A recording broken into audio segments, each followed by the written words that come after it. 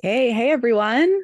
I'm so excited you're here. I'm going to go really, really fast because we have a lot of questions. So while I'm answering your question, it might be easiest if you type into the chat if you have any other follow-up questions, just because sometimes when we turn on the mics, it takes a while to have that kind of dialogue, and we have a lot of people with questions. So I want to make sure I get to everyone. We don't have a lot of time. You noticed I'm here in my living room on my couch in a hoodie. I know a lot of people for these things get like super dressed up and do makeup and put on fancy clothes. That's not my style. I think it's hard enough for everyone to just be here. And you should congratulate yourself for making the time because a lot of people didn't. And I hate on Zoom having that pressure to like be ready or have a nice background and all that stuff. So forget about it. Just be proud that you showed up. If you want to turn on your cameras, you can. If not, that's cool too. So I'm just going to take 2 minutes to wait for everyone to come in just because it's only 11:31 and I think a few more people are going to join. In the meantime, I'm going to share with you because I think right now a lot of people are maybe feeling like I'm in over my head. That's probably why you're here. You're feeling in over your head. You're not sure what to do. You have a lot of questions and you need some help. But I want to remind you with these are a few people that I've worked with over the past few years, and none of them had fashion experience. None of them knew what they were doing, and they are all killing it now. So they were all literally exactly where you were, and now they're doing it. And I think this is important for you to see because they're real people and it's relatable, and you will get there if you just put in the time and put in the effort and do it. And there's a few more. I've got 5 more launches for my students coming this month alone. So they're doing it. They're starting their brands, they're growing, they're scaling. We have people getting their first hires, people first wholesale orders. Like everyone is doing it, and you can too. All right, so I'm going to jump in right now into all of the questions. So the way I set up this Ask Me Anything is basically the same way that I run the Launch My Conscious Line program. I gave you a lesson, the sourcing secrets lesson. You watched it, you got a workbook, and now you have questions. So I'm answering them. So that's the exact same format that I always use. A lot of this information, like I'm sure you all know about AI and how AI is going to solve everything. And I bet you've had the experience of having an AI chatbot and like they can kind of answer 90% of what you need. But at the end of the day, like you need a real person to answer that last 10%. That's kind of what this is, right? A lot of this stuff, it's applicable to accessory brands, clothing brands, kids brands, lingerie brands, athleisure brands, whatever the brand is. But then for your specific brand, there's that 10% where you need someone to answer your specific questions and what's going on with you. So that's what this session is all about. It's answering that 10% that you just can't find online and that can't kind of be automated and one size fits all. All right, so we have so many questions, which is great. And I'm going to do them all. So I'm going to go really fast. Just so you know, there will be a recording and you'll be able to rewatch it. So if you don't catch something, don't worry about it. You'll be able to watch it again and again and pause it and whatever you need to do to absorb all the information. But I want to make sure that I give it all to you while we have time. All right. So here we go. If I say your names wrong, I'm really sorry. I'm doing the best that I can. All right, Fantine. My name is Fantine. I'm from north of Paris, France. I've lived in Santa Cruz, California for a few years. I'm currently a surfboard shaper, builder, glasser, working towards transitioning towards eco board building ASAP. Cool. My surfboard brand is Atelier Koalia Surf. I want to start a bomber jacket company. The bomber will be functional and fashionable for surfers, a staple for all weather conditions, focusing mainly on badass women surfers or surf culture lovers. French touch fashion meets surf culture. Okay, cool. So far, I sell custom surfboards and street beachwear, apparel from mainstream suppliers, from Printify to my Squarespace. So if anyone doesn't know what Printify is, there's also Contrado and a few other companies like this. And basically what they allow you to do is you can take any print and put it on one of their blanks. And they go beyond, like I'm wearing a hoodie with just like a screen print on it. They go beyond that and let you do basically like all over fabric prints. So it's really quite advanced. They tend to be quite expensive, but it is nice for smaller brands to use to start out because you can make one piece, you can test it. If you find out everyone hates that print, like cool, at least you didn't order 100 or 1,000 or a huge amount of them. So those are really good resources to have. I'm glad that you're using them. Let's keep going. In regards to my bomber jacket, my sister, fashion designer based in Bordeaux, and I are in development. I have saved 10K for this project. We are aiming for 2 bomber models twice a year. They're detail-oriented, multi-textile jacket. One of them is for cold weather, will be made out of leather and synthetic shearling on the inside, and the other will be made out of canvas linen and touches of silk or poly silk. Okay, I have something. We have not yet decided where to source our fabrications, cut and sew, or products. We would like to be either made in Europe or maybe Portugal or made in California. So the first thing I want to say with silk is that silk is a very, it's a delicate fabric. So if you have this for like a surf culture, kind of like wear and go, wear and tear type brand, I might not use silk. And if you're using silk, you're going to have to use very, very heavy silk. Silk you buy by the weight. So you can get cheap silk that's like tissue paper thin, but it's going to fall apart. You're going to need a very heavy silk. You're probably going to need a sand wash silk, which is even more expensive. Sand wash silk is that washable silk, like what Lunia uses. And I forget that other brand that is now competing with Lunia at a lower price point, but that's sand wash silk. That's why you can put it in the washing machine. It's technically already damaged. That's why it feels fuzzy. So I might not use silk for this product. I don't know enough about it and enough about you and enough about your customer to really make that call. But just for everyone to understand, silk can be kind of a fickle textile to work with. Questions, is 10K realistic? You've mentioned in YouTube videos to use only half on the first collection. Absolutely. I stand by that advice. So you're working with a 5K budget. You don't know what's going to come up. You plan for everything, but there's always extra expenses, and you want money to start your second collection while you're still selling off your first. You don't want to be funding your second collection with the profits from your first, because that's just not how timelines work. If you don't understand that, go back and watch the video that I shared before this lesson, because it breaks down just how all of your budget goes if you're doing 1, 2, 3, even 4 seasons. So 5K is great.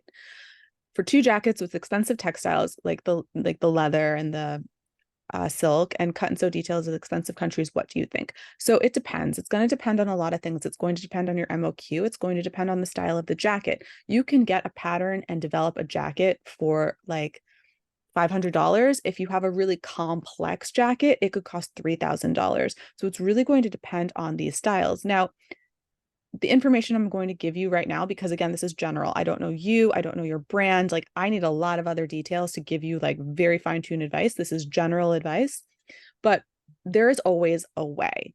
Maybe you sounds like you want to make 2 styles per season twice a year. So that's 4 styles. Maybe you find with your budget, you can only do 2 styles the first season, 1 style the next season, or you start with 1 style in the season that you're in, and then you move on to another style in the next season. That's the kind of like the reverse of it. So there's always a way. I've worked with people with as low as $2,500 budgets. Is it ideal? No. But did they do it? Yes. And that person was Zoe, and she's like killing it now and has so many different collections, and she just kind of grew and snowballed. So, and this is good for everyone to know, just general advice. This is a little bit off topic, but a really good takeaway. You need to be flexible in this business. We all go in with this vision of what we want our brands to be, and it's just not going to be that, because you're going to be hit with roadblocks. The brands that make it, they adapt. If you want to make 4 styles and you find out you can only make 3, well, you make 3 and you keep going. You don't wait until you can make 4. You start with what you can. If you're waiting to get to here, you're never going to get there. You just have to start with what you can do. And that's part of the budgeting work. That's part of the research work. That's part of all that work. Where I see brands get stuck is they're like, I need this exact shade blue. And if I can't have this exact shade blue, I don't want to have my brand. I have to have it. And the thing is, your customers, they're not going to know if it's that shade blue or it's another shade blue. They don't care as long as it looks good. You're the one that cares, and it's delaying you. And it's almost a procrastination technique that people use to play mind games with themselves because they're too scared to keep on going. So you need to be adaptable in this business. And that's what I'm saying with the 10K budget. That's more than enough money to start a brand. Is it going to be exactly what you're envisioning in your mind right now? Absolutely not. I can tell you that right now. None of you are, when you launch your brand, it's going to be what you're envisioning now, but it's still going to be great. You're just going to have to adapt to do what you can do. Okay. Now, if Asia is a more realistic decision to consider, can we still have a local approach to our brand while sourcing and producing in Asia? It depends on how, like, for me, I live in India, so India is like kind of local, I guess. For you, if you're manufacturing in a country that you're not really there and you're not really a part of, it isn't going to feel local. Not to say that you can't give back to those communities. When you do give back to communities, let's be really careful about doing that. This is just my PSA for the day. Be careful with the charities that you're partnering with. Be careful with kind of the things that you're pushing, really listen to what it is that people there want and give them that. And that's how you really support communities and create that local feel. A lot of times people come in, they have a vision, like, you know, with Tom's, these kids need shoes. They didn't need shoes.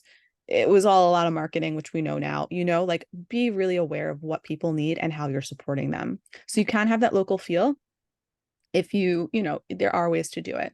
One of our goals is circularity and using shoots of textiles of our jackets, making them all unique and a byproduct of other productions. Is there a part of the world where this goal is more achievable, all while working in fair trade environments, wages, women's rights, etc.? So these are really broad topics. I hate, you know, women's rights and wages and things like that because they're like greenwash terms. So you really need to decide what is important to you within these topics, right? You know, for me, when it comes to women's rights and women's empowerment, I'm really not impressed by an all women sewing team. No one here, I think, wants to be working on a sewing machine. So, like, why are we calling it empowerment for these women to be working on sewing machines? Yeah, we're giving them jobs, but like, they're not jobs any of us want to do. How is that empowering? What's empowering is teaching them how to sew, teaching them factory skills. Okay, cool. They know how to do that. Now they're managers. Now they're managing the team of sewers. Now they're upper management and they're working with clients, right? It's elevating those women. That's the empowerment. So, you know, all these terms that you just listed off, they sound really nice, but you need to really think within what's important to you and focus on one of those things and focus on really doing them well and next leveling up with them. Okay. So for making it out of like scraps and things like that, it's possible, you know, with a jacket, you're generally using pretty big pieces, and the more stitching you have, the more your cost is going to go up. You have a cost sensitive product right here, right? Your budget is a little bit low. So I wouldn't necessarily want to be like piecing together scraps of fabric because that's going to add to your product cost. Maybe instead what you use is dead stock or available stock, or maybe you know, find a brand who has extra fabric. This happens all the time. They order too much, like big brands, they'll just order way too much fabric and get some of their fabric. So there are ways that you can do it without having to like gather scraps and put them together. And I would choose maybe one of those ways where you're buying actual fabric. So my marketing approach, it's very DIY. Do you recommend taking a chunk of my budget for marketing and branding? If so, how much? I don't know. I don't know your numbers. I don't know your budget. What I do know is that you have a surfboard brand, and I'm assuming you have surfboard clients, which means you already have people to sell to. So you probably don't need a big of a budget for marketing as someone who's starting from nothing. Someone who's coming in, like they don't have an Instagram following, they don't have a community to sell to, like they're going to need a lot of budget. But if you are already in that community, you're going to be able to use less of your budget. I have free resources on my blog. There's a budgeting workbook in Launch My Conscious Line. It's a 45-page document that's all budgeting. It's really long, it's really intense, but it's needed because this is what's going to determine if you run out of money or if you don't. So spend a lot of time on your budgeting and really kind of breaking it down. And for you, analyzing your current customer, how many surfboards do you sell? How many people are interested in this type of clothing? Is your current audience enough to push this product? I had one girl, she was an influencer. She sold out like that in a day because she had the audience. She needed zero for marketing. She just showed up, wore her dress, and it was gone. And, you know, that budget is going to be very different than someone else who doesn't have that. So you're ahead, and that's a great thing. All right. So we have next question. Ita, your name, Ita, upcycling brand. What type of MOQ? Unsure. You want to make in Europe to reduce transportation carbon footprints and ensure fair working conditions. Okay, great. Fair working conditions in Europe. I challenge you to Google a piece by the New York Times called Italy's Shadow Economy. This piece is about people in Italy. I think they're being paid like $1 a day to make garments. Just because you're working in Europe, just because you're working in America, just because you're working in any country does not mean that you are working ethically. You need to do your research. You need to do your homework. You need to know who you're working with. In California right now, there's a big problem because they're bringing people up from Mexico, taking their passports away and basically making them slaves and making them work. I think not Shein, but what was the other one? Fashion Boo, or what was it? Boho. Boho, they make in LA. A lot of these really cheap brands, they make in LA. So it doesn't mean that it's ethical. You have to be careful. A lot of people think China's unethical. Listen, I've been in more factories I can count in China. There was no child labor in any of them. There was no unethical practices in any of them. I'm not saying that it doesn't happen. It does, but it doesn't happen as much as the media wants you to believe. And working in a specific country or avoiding a specific country does not guarantee that you will or you won't be dealing with these issues. So please keep that in mind, everyone, when you're building your supply chains. What is your total budget? And I've got lots of other people that know me know I have lots of other stuff on that, but we've got to keep it quick and short. Total budget, 20 euro. Great. That is more than enough to get yourself started. Do you have any suggestions on how to produce one-off upcycled items in a factory setting while maintaining ethical standards? So again, I'm not going to get into the ethics of it about it. I think we just did that. Now, a factory setting, a real factory is not going to make you one piece. It is not. And I'm going to be posting something on Instagram about this. It is not sustainable for them to make a pattern, to make a sample, to make a piece, then to send it. There are ways of doing this though. So Zero Waste Daniel, he was one of the first that did this. He did a great job out of it.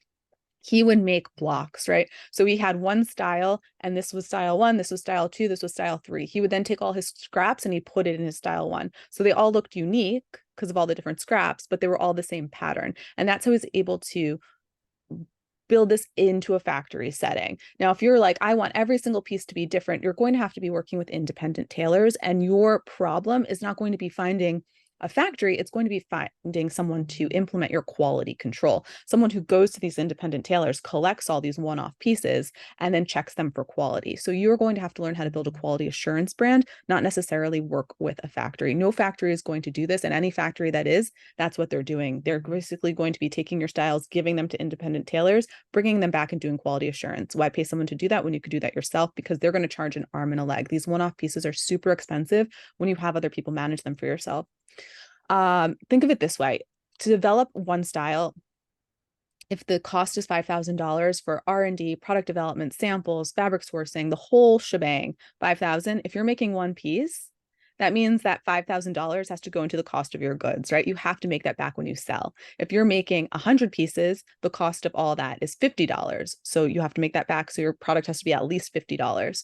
Now, if you're making 1,000 pieces, it goes down, right? Now it's like $5. So if you're making one piece, your price is automatically going to be very high because you have all those development costs built in, unless you start doing like the Zero Waste Daniel hacks and other hacks that I know.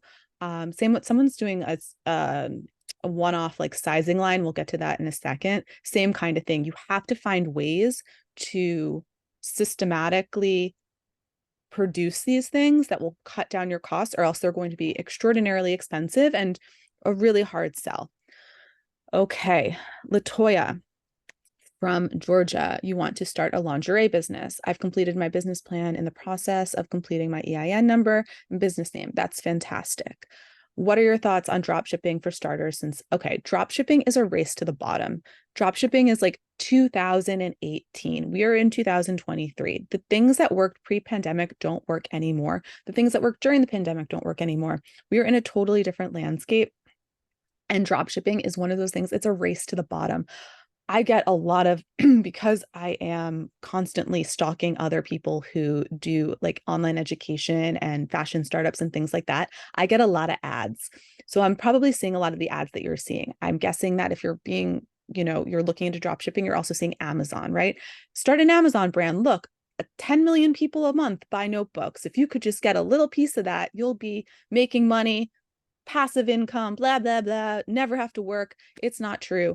I have an Amazon brand and it is daily work every single day. It is hard. You only get those orders if you're at the top, if you're being visible. Now, if you scroll down to page 20, 30, because there are tons of pages of these notebooks or whatever it is people are telling you to sell, those people get 0 orders. So now you've got all this inventory that you can't sell because you're not getting the eyeballs on your product. Drop shipping is the same. It's a race to the bottom. Amazon has become a race to the lowest price. All of the Chinese factories have their own private label products that they sell on Amazon. You'll never be able to compete with them. You'll never be able to compete with drop shipping because all of these Chinese factories are also drop shipping right now. So you'll never be able to compete on price. People want price with drop shipping. I wouldn't do it. It's kind of like an old tactic. I don't recommend it. So email building tools, we have other stuff. Email building tools, where do and how do I find subscribers from? Does the website provide the email for potential customers? No. So you are in charge of finding your own customers. And that's one of the biggest and hardest parts of starting a brand, and why Launch My Conscious Line has half of it is devoted to sales and marketing. A lot of people think that the hardest part is starting the product because they don't know about it, right? You've never made a product. You've bought things, you've sold things, you've had friends that have bought and sold things. I can do it too. The marketing and the sales is the hardest part. Product is easy compared to all of that. And everyone always goes in feeling really confident until they start selling and they're like, oh my goodness, what am I doing? I need help with that. So you want to start your marketing right now. You want to start all of that right now.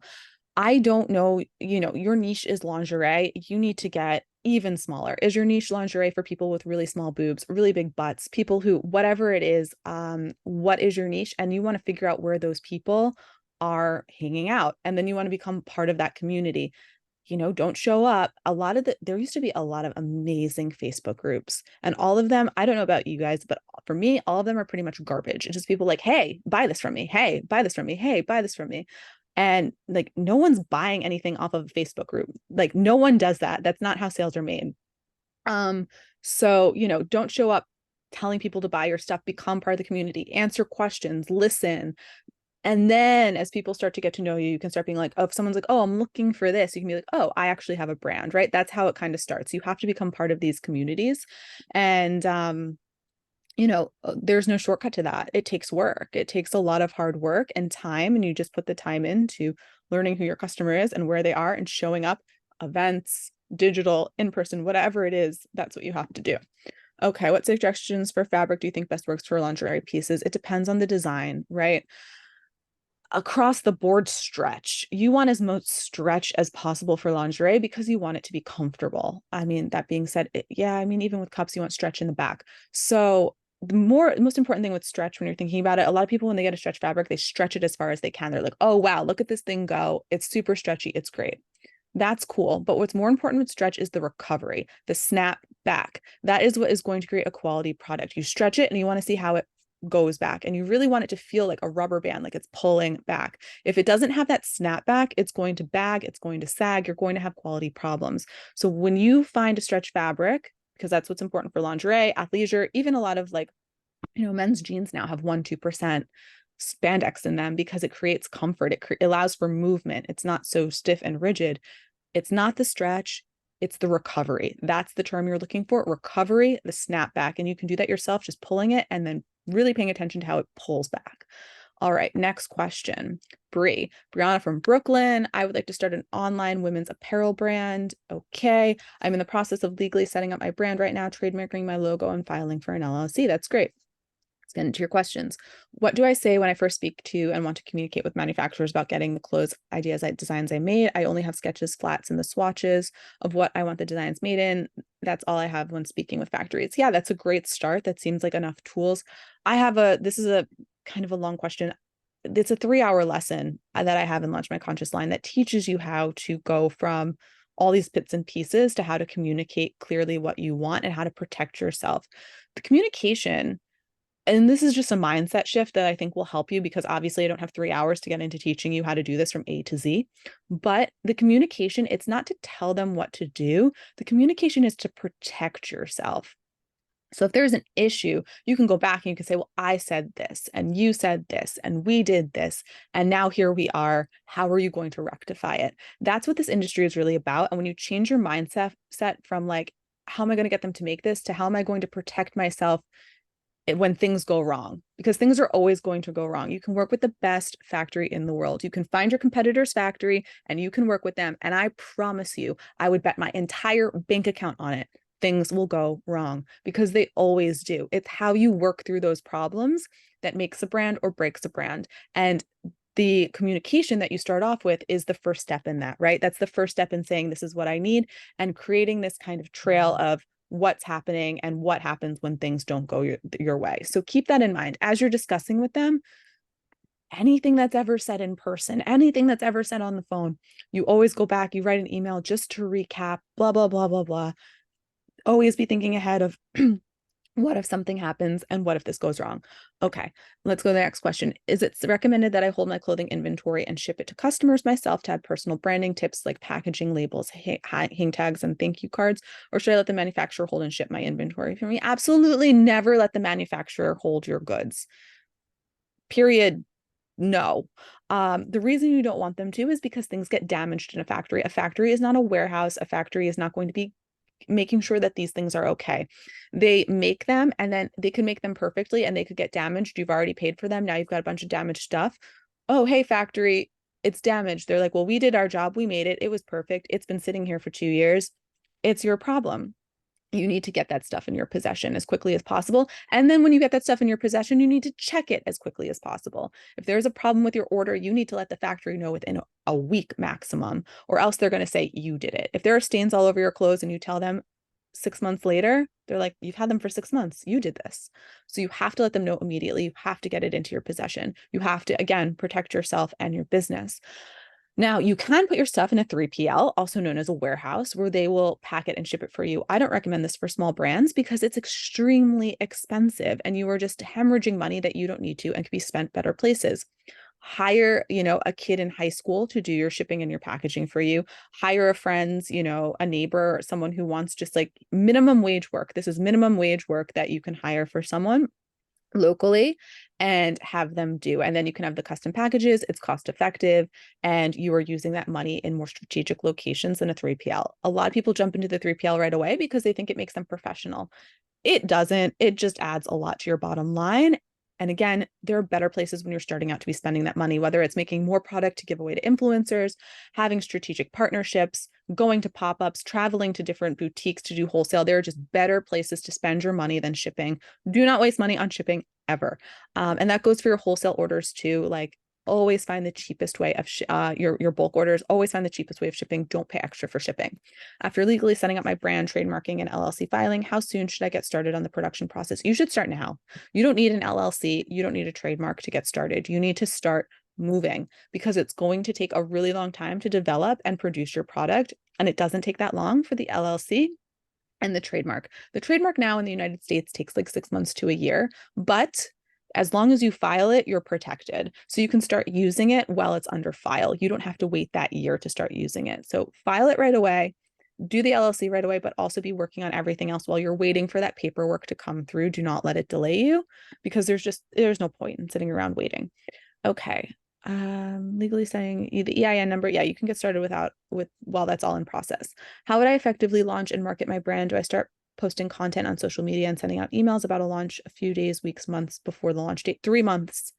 I start marketing 3 months before. And right now, today, you should, if you have a name for your company, you should make it on social media right now.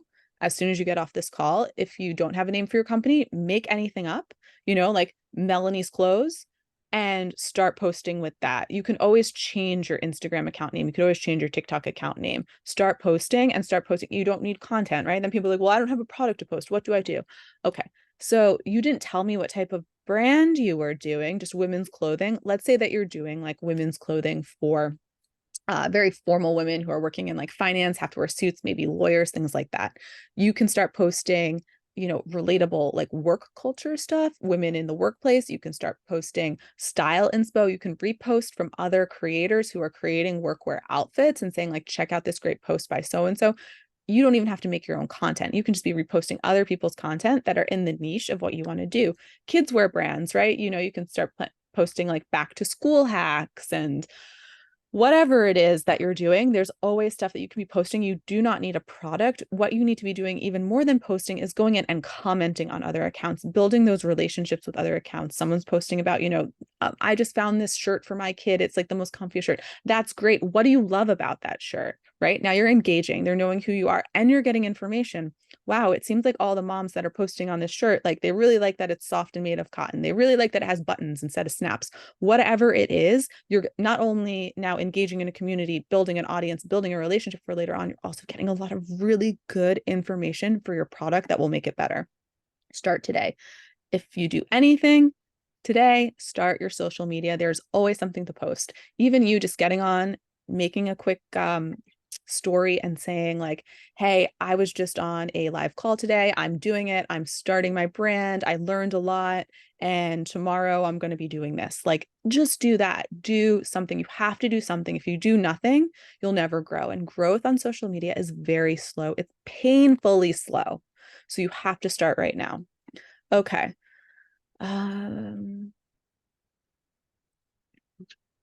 Simon from Spain. What type of brand do you want to start? One of a kind, very limited editions, menswear, offcuts, roll ends, upcycling. Okay, cool.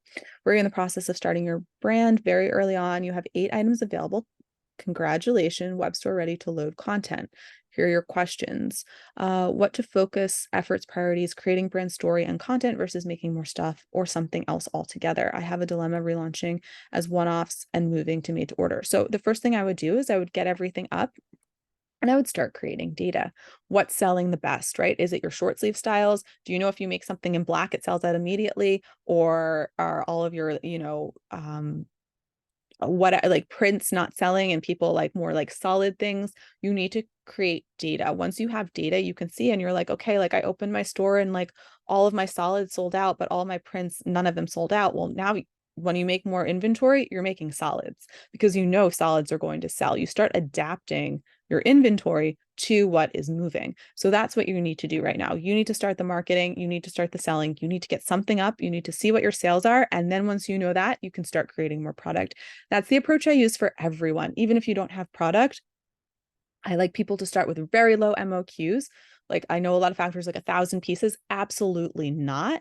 I want you making like 50 to 100. You're going to test. You're going to see what sells. When you see what sells, then you start building up your orders with what's working. Maybe you find like my customer, they're only buying dresses. They're not buying any of my shirts, any of my pants. Well, thank God you didn't buy 1,000 pairs of pants, right? Now you can use that money and you can make more. People are so concerned about what if I sell out and I miss those sales?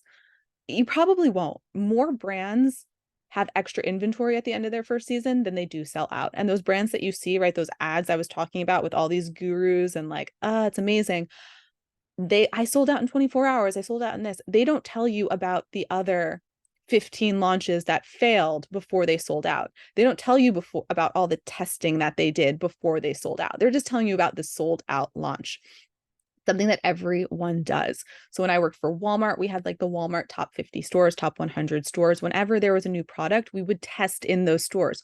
Walmart was ordering 1 million pieces, but you know what? When they had a new product, they'd order like 10,000. That's a big difference, right? And they test it. If the product didn't sell, they wouldn't make 1 million pieces. You have to use the same strategies that bigger brands are using, right? These are strategies that everyone uses and you need to use too, because that's what protects you. A lot of people also think that fashion is determined by these like people that are like, I like this, this is the trend. It's not. That's not how it works. Fashion is determined by data. When people are deciding what to buy, they're looking at last year's sales. Wow, all these V-necks sold. We're going to do more V-necks this season. None of the crew necks sold. We're not doing that, right? We're looking at data while we're making purchases. And that's how what ends up in stores ends up in stores. So you need to have a very, fashion's fun and it's creative and you're going to make cool stuff.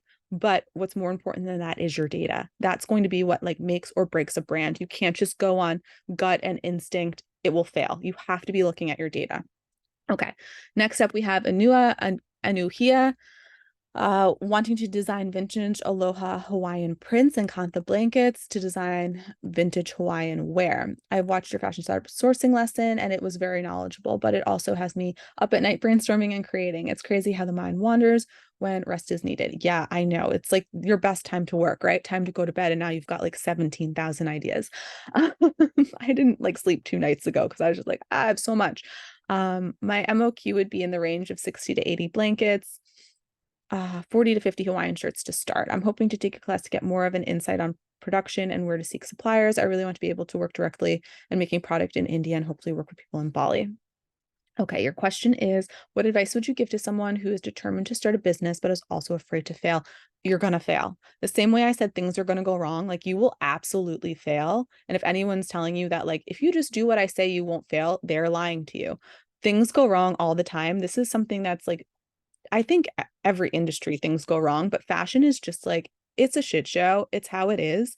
And things go wrong all the time. What happens is the brands that actually make it are the brands that pick themselves up and they keep on going. And if you keep on going, eventually you'll have more wins than you have failures. And that's how you keep moving forward. I really like, and a lot of people in the program really like the group calls and the group chat, because not only are you able to share when things are going wrong with you, like, okay, so Preeti, she's a great example with Tilted Lotus. Her first post on Instagram, people like destroyed her. And she was like ready to hang in the towel. And like, we were like, no, like, forget these people. You have to keep going. And now she's like in New York Fashion Week and she is just killing it. But that's the difference, right? She could have very easily been like, I can't take this. I'm done. But you have to keep going. And if you do, you'll do it. So that's it. Like, don't be afraid of failure. Accept it. It's going to happen. People are going to say mean things to you. Your products are going to come out all wrong sometimes, but you work through it and you keep on going. And, it's great in the end. So just, that's really all I can say for failure. Like, I wish I could tell you you wouldn't fail, but like, it's a daily occurrence in the fashion industry. You just have to keep on doing it. All right. Next up, Lisa, made to order resort wear and home decor products. MOQ of 50 pieces per style. You want to sample in Barbados in your studio and then produce in India, Jaipur. Okay, cool. What is your total budget? You have 15K grant and 90K debt financing. Okay, this is why I asked the budget, because it kind of helps me. Do not take out loans for this. You can start your brand without having all the money that you think that you need. Again, you have to look at your budget. You have to look how you can really bootstrap things. But if you have 15K from a grant, that's enough. That's enough to do this. And maybe in Jaipur, like, you could find someone that would make 25 pieces instead of 50. It's hard. When you get to that 50, 100 unit point, you're working with a lot more professional factories. At 25 pieces, you'll find people that will do it, but they're going to give you a lot of headaches. Again, what's right and wrong for each brand is different. Like, if you have a lower budget, why put yourself into debt, taking out loans to like work with someone who's a little bit more professional? For me, I'd say, let me use what I have, not have the stress of knowing I need to pay the bank back, and have like a little bit more stress just having to follow up with my supplier every day instead of every 3 days, right? Like, that's the difference.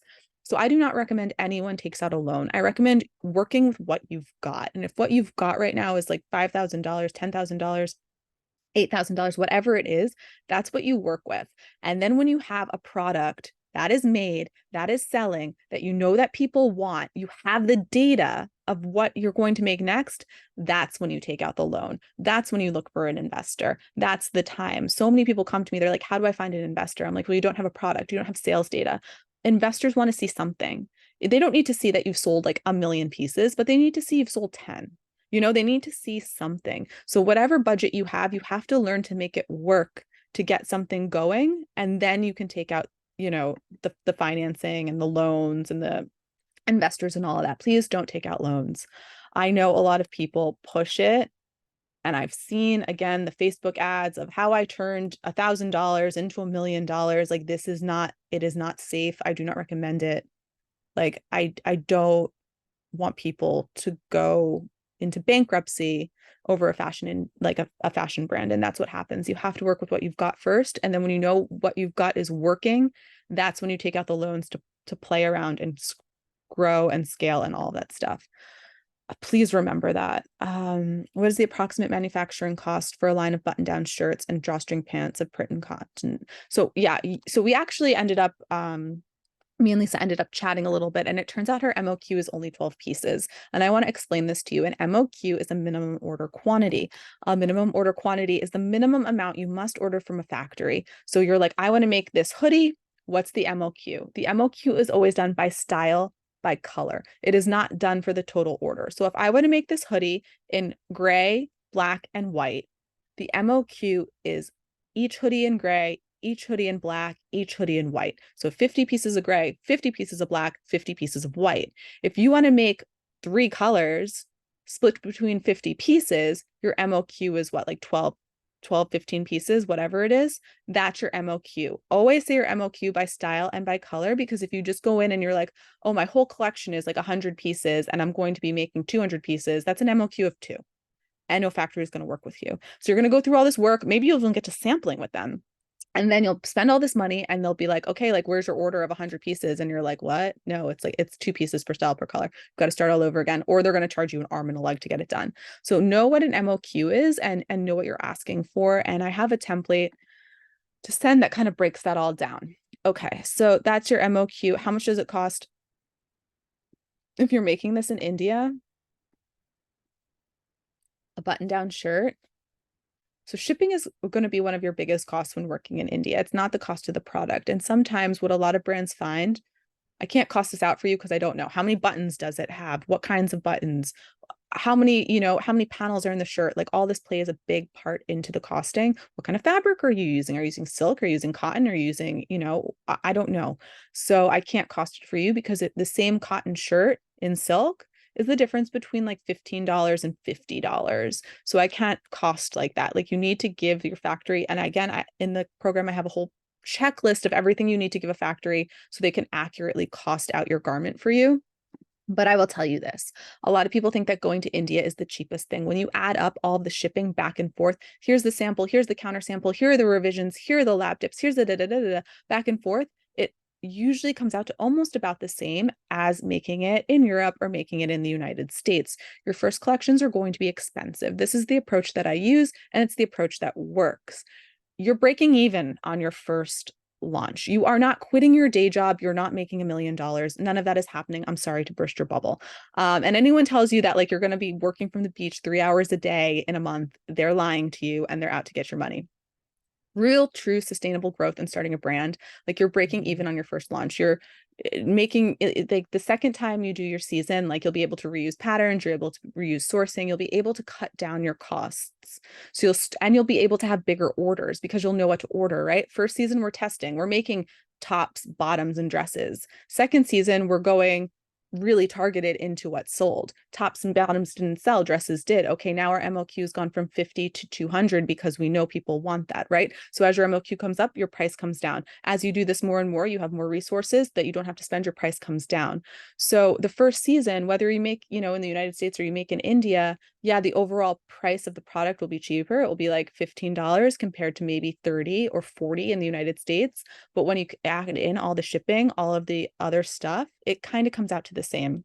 And the reason I mentioned that your goal is to just break even, because that's the reality of it, right? You are just, I have a competitor, she promotes this like 20K launch. What she doesn't tell you while you're making 20K is that you're actually spending 30K to make the 20K. So you're $10,000 in debt by the time you're done because of all the startup fees. That's the reality of it, right? That's the reality that no one's talking about. So if you want to do this, you need to plan, and you need to not expect to be, the next Lululemon overnight. It takes time, and you're just breaking even and getting your data the first season and then moving the second season into the growth and the scale and all of that. And that's how you start a sustainable business, and you don't end up with a closet full of stuff that you can't sell and losing your money.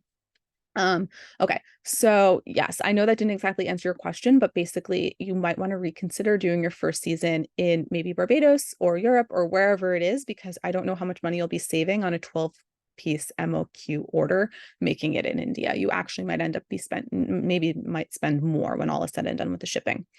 Okay, Esther.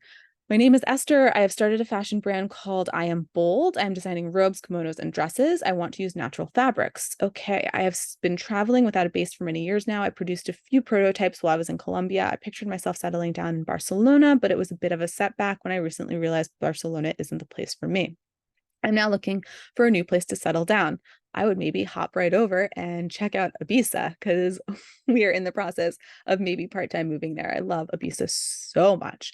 As I do not have a ton of experience in fashion, I figured it would be easier for me to produce the prototype where I am, so I can physically be there and check up on how things are going. For the start, I'm thinking approximately 4 to 5 designs, 5 to 10 MOQ. I have also considered producing on demand. I'm designing pieces with a lot of fabric, which is costly, and I have used silk. So when you're doing on demand, one of the hacks that I like to use is buying all the fabric and storing the fabric. That allows you to produce faster. If you know you're going to be making silk dresses, buy, 100 meters of fabric and then cut it as you need it. Don't go out and buy 3 meters of fabric every time you have an order. It's a chaotic way to run your business, and it's not cost effective. So that's something that I would recommend with that. I love the idea of working locally. Listen, when you are starting a fashion brand, it is like learning a new language. There's a lot of terms you don't understand. There's a lot of things that you don't know. It's hard then to also throw in like a literal actual other language that your suppliers are speaking, and other things that are going on. We've talked a little bit earlier about like ethics in in supply chains and workers and things like that. The things that happen in China, the things that happen in India, like I take people and they're like, this is so unethical. And I'm like, welcome to India. Like, this is not a thing that's unique to the fashion industry. This is how people live. And if you are someone who doesn't understand the fashion industry and doesn't understand the country that you're working in, you can get lost and confused really quickly. So I do recommend people start producing where they are. This way you can kind of decipher like, okay, like this is just normal for where I am. And this is like fashion stuff, right? Like you have some sort of anchor that allows you to decipher like what's going on. Then when you understand the fashion industry, you can move overseas. And by that time, your orders will be bigger and you'll be able to offset kind of that cost of shipping that in development that I talked about earlier. So I would say, if you can, and it's not right for everyone, I have brands that I work with that go straight to India or straight to Colombia or straight to wherever, and that's where they do their first season. But I also have a lot of brands that work locally just so they can be hands-on, right? If you're having trouble communicating with your factory overseas, like, what are you going to do? Get on a plane? They're probably going to have to ship it back. You're probably going to have to make alterations. You'll have to ship it again. Whereas if you're working with someone locally, okay, maybe it's a 3-hour drive, but you can go and you can have a meeting and you can get all of your questions and answered and you can get everything done and then you can go back home. So I do recommend that if you can to work locally. I think that's a great idea. And then worry about kind of going overseas in your next collection. I'll be working a bit more on my budget over winter, but thinking 15K. Yeah. So you have to do what's right for you. And there is no magic number and there is no magic budget. And there is no like, if I just make 5 styles, will I be successful? No, some people start with 1 style and they sell out of that 1 style and then they move on to 2. And some people start with 10 styles and they go straight into wholesale. Allie Putnam with her golf brand, right? She's a student of mine. She started strong. She was, like a full collection, all the trade shows, and she's killing it. Then we have people like Olivia After9 also killing it right now, but she started with 3 styles, a bra, a pant, and a top. And she did them in 2 colors. And I think she only did 1 color originally of like the leggings, right? So there is no magic, like, if I just do this, this, and this, I'll be successful. If I just have 15K to spend, I'll be successful. Like I said, start where you are, do what you can. Next season, make more. All right. There's still so many things open for me. I have not yet founded my brand officially, looking into legalities and taxes in different countries. Shipping is also a big topic, which is obviously very dependent. So I've got a few tax hacks in Europe, where you have the factory set up. Are there shipping discount options for fashion brands? No, but the more you ship with one carrier, the more discounts you get. So like I ship with FedEx a lot. The public listing for the public price for the last package I sent to China should have been $200. I got it for 87. So I ship with them so much, they give me like a crazy discount. So pick a carrier, and the more you ship with them, the more your discount will be. And it builds over time. A lot of times the factory will want to ship for you. That's sometimes good too, because right, they're shipping things every single day. They've got a crazy discount. So like if I'm shipping out of India, I use their account because their price is even lower than mine because they have so much of a discount from all the shipping that they do. I'm looking for what are the tricks that are making shipping affordable worldwide? I mean, it depends on where you are, but there are carriers and it's going to be expensive. It's going to be at least $25 to ship worldwide, sometimes even more. Generally, I'm looking forward to seeing and talk. Okay, cool. All right. Paula, your name and what type of brand do you want to start? I'm Paula. I'm from the Philippines, but I'm currently living in Australia. Cool. I spent a lot of time in the Philippines, like months of my life. I would go almost every other month when I was working in fast fashion. I never really got to leave Manila. I traveled a little bit, but I loved working in the Philippines. And this is for anyone who's thinking about hiring like a virtual assistant or just any type of like remote staff. Philippines. People in the Philippines, they are really highly educated. They speak really good English and they're like really just pleasant in general. Like this is a generalization to work with. Can't say enough good things. I think a lot of times people, they think, I don't know, it gets overlooked a lot. Definitely consider that, everyone. So I dreamt about having my own sustainable clothing line. I want to start a brand that offers casual maxi dresses with pockets for almost, if not all dresses, for women who can be worn on vacations or weekends or occasions that just want to feel good and put together. Eventually, I'm just expand to offer jumpsuits and mini dresses as well, but I want to offer maxi dresses. Okay, so you need to be really careful with these pockets because pockets add bulk. And if you have the pockets sitting on the hips, you're going to make women look wider and you're going to decrease your sales. I just tried on a silk dress and I was like, wow, I love it. Why do I look so wide?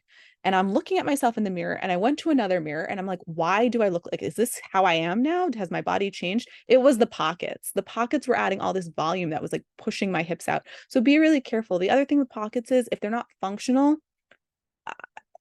don't make them. Like if you're making a silk dress, and you have silk pockets, what are you putting in these pockets? Like a credit card, maybe. You can't put a phone in there. You can't put anything of like substantial weight in there. I guess you could put your hands in there.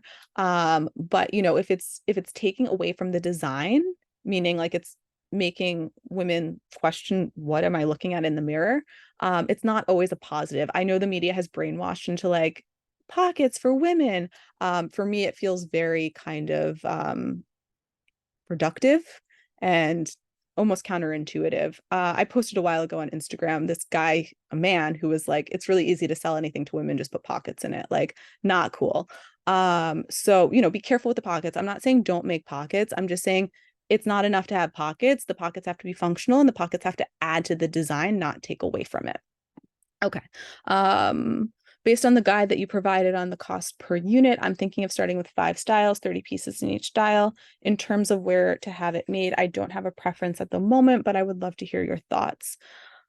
You can make it in the Philippines. You can make it, we'd have to look at your budget. We'd have to look at the product. We'd have to look at the materials that you're making it out of. It's not, everyone's supply chain is different. That's how it goes. What's the right supply chain for you is not the right supply chain for the person sitting next to you on the Zoom call.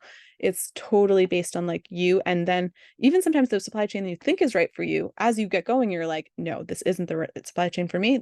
I need to go in another direction. Okay. Your budget is 20K. That's more than enough to get this done. It's more than enough to get it done in the United States, and it's more than enough to get it done in another country. So you're safe. Now we just need to really like pin down all those details to do it.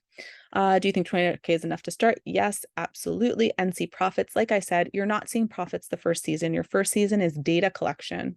Your first season is learning your customer. Your first season is like just taking it all in. Second season is where you start seeing profits. Second season is where you really move into, okay, I did 5 pop-ups and I invested $5,000 in Facebook ads. The pop-ups made me $10,000 and the Facebook ads, by the time I paid for all the ads, I only made 1,000, right? Then you start reallocating your budget into different things. You become like a fine-tuned machine. Whereas the first season, it's testing. It's just getting that data and seeing what's working, what's not working. Right now, in-person selling is doing really, really well. By the way, mentioning Facebook ads. I'm not saying to be on Facebook ads, but for most people that are starting, you don't have a working funnel. And if you don't have a funnel, you're not making sales. People do not buy from you off of your first Facebook ad. You have to get them in your funnel and you have to nurture them, and then they buy from you. So if you have a broken funnel, I remember I had a student, she was like, I'm spending all this money on Facebook ads. I haven't gotten any orders. So I went on her Facebook ads. I joined the email list. Where's my first email? You're not nurturing them. Of course, you're not getting orders.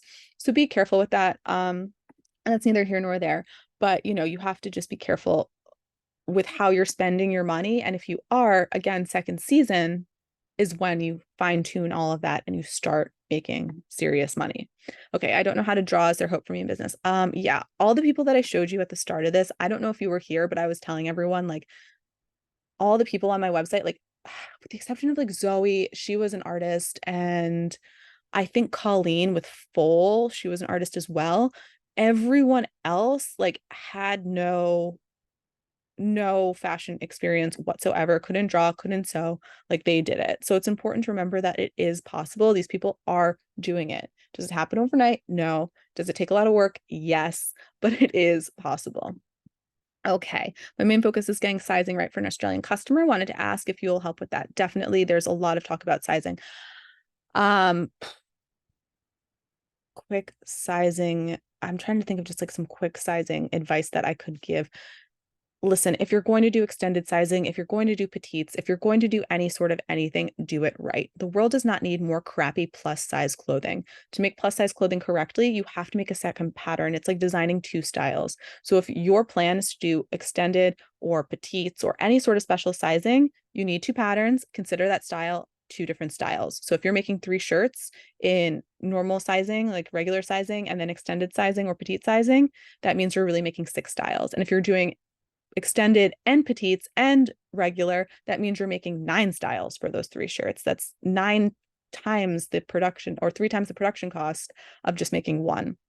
Do not think you can just take a style in one size and make it a 6XL. That's not how it works. The body proportions change when you get to that size. Same with petites, right? Petites don't just get smaller. They have different arm proportions and different leg proportions and different everything proportions.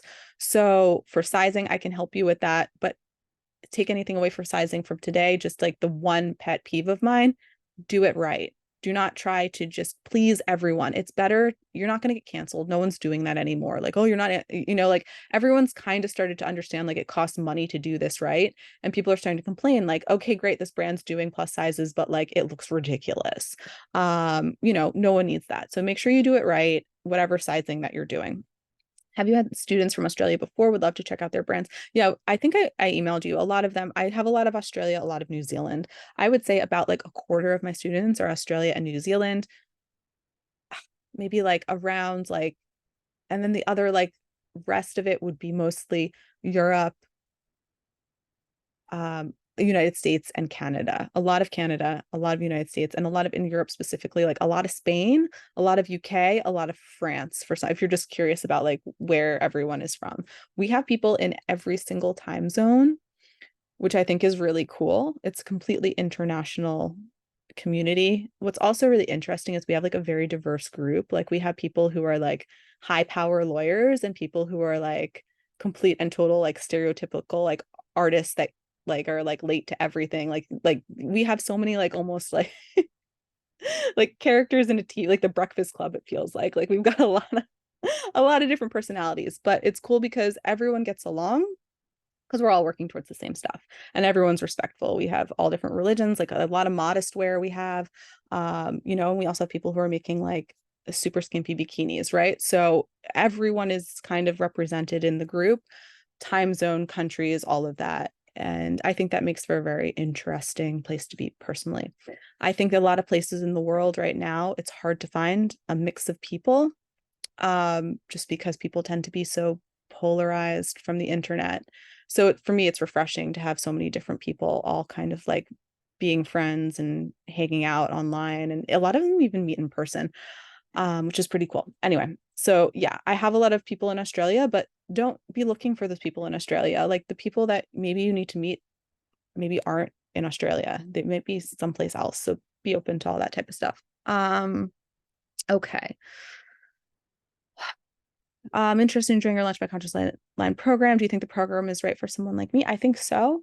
Other services were applicable. The only other service I offer is private consultancy, and that's really expensive. It starts at $14,000 and it's a minimum of 5 styles. I think that's crazy, but for me to do everything, that's what I charge. That's my rate.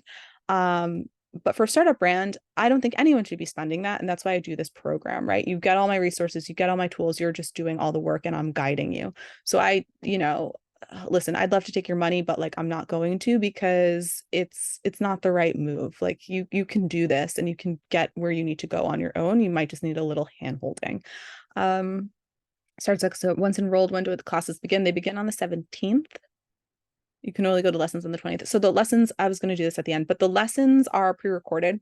There are 25 lessons. They're pre-recorded. You watch the recording. There's homework. There is no fluff. Like I hate the fluff of like, I'm sure you've been on, if you're on this live call, I bet you've been on other free live calls and it's like, let's set our intentions. Let's do this, all this, like kind of like, where's the information? That's not how I operate. Like, a lot of people are like, it's a 50-page document. Like, how can we make that 50-page document a 2-page document?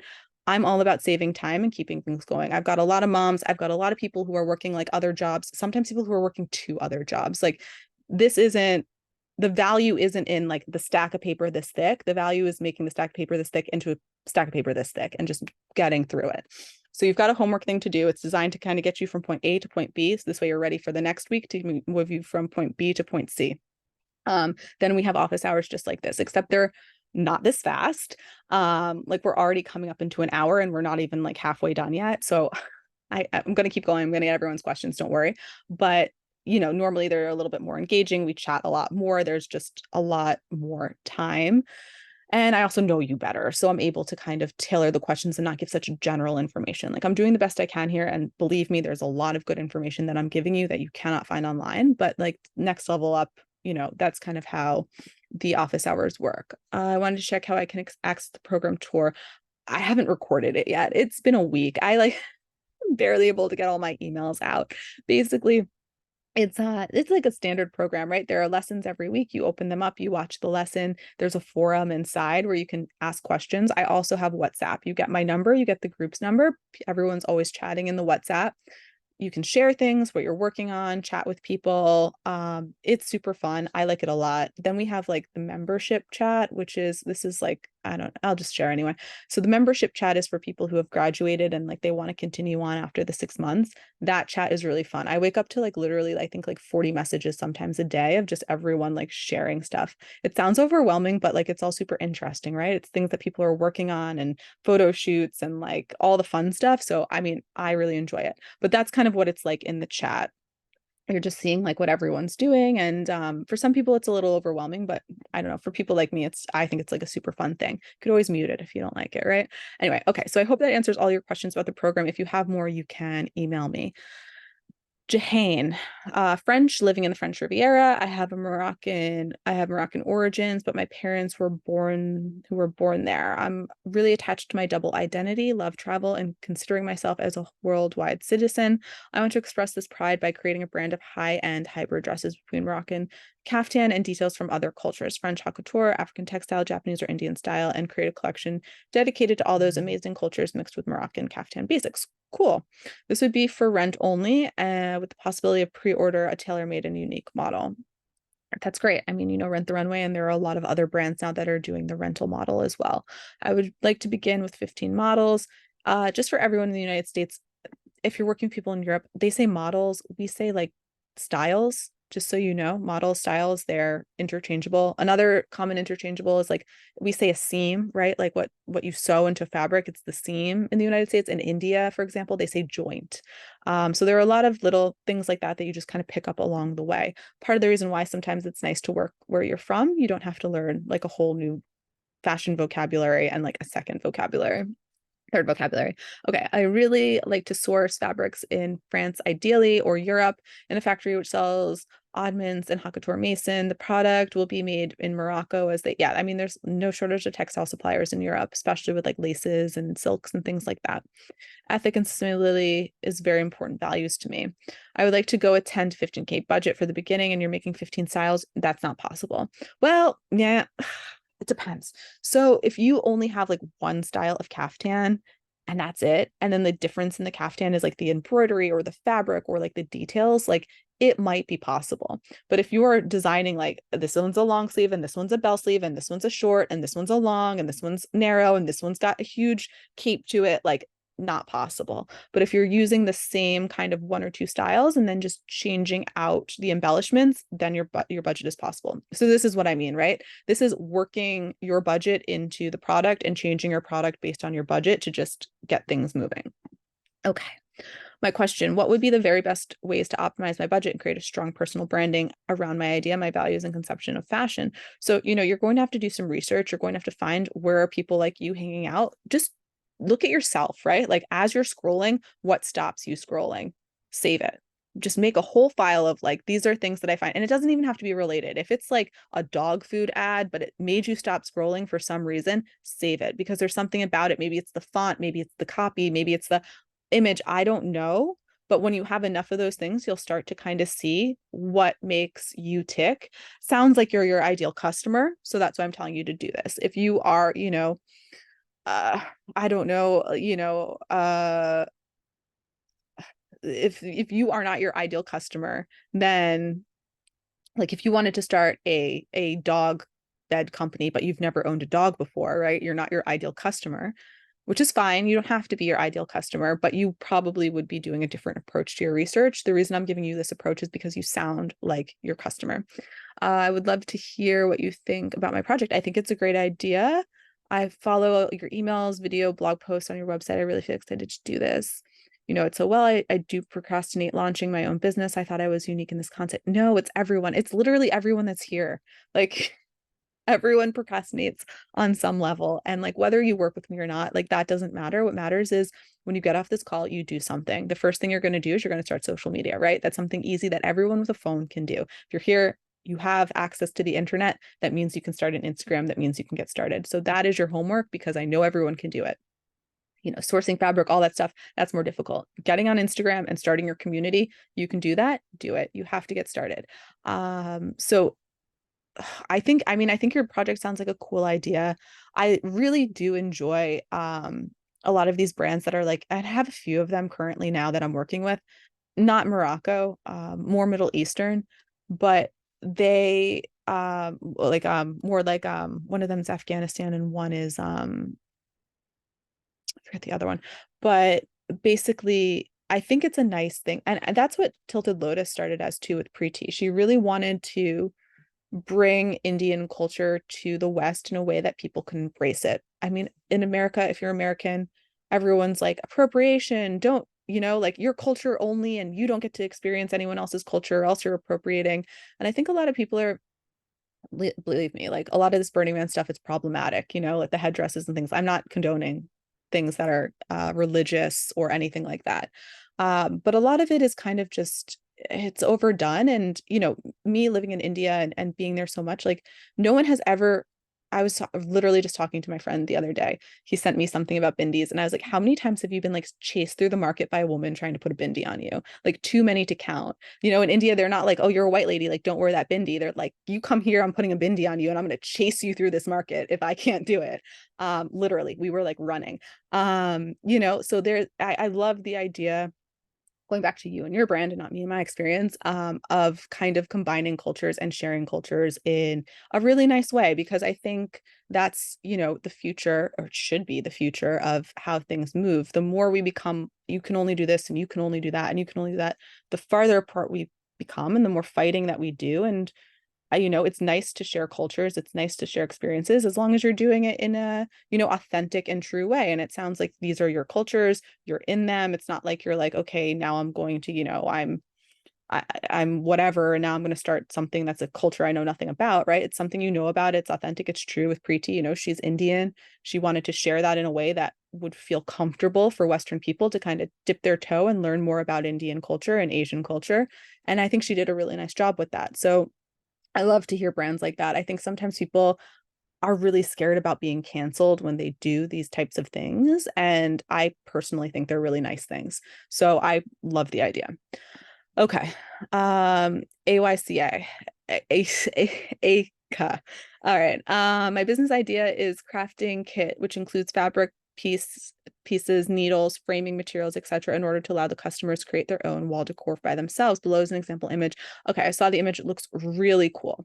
All right, MOQ and origin. I don't have a specific goal yet. Ideally, Bangladesh, India, China, and or Japan. I would like to include some ancient stitching techniques in the kit, like shishiko, kantha, etc. So if the materials are coming from the relevant country, it will be the best. Great, I love it.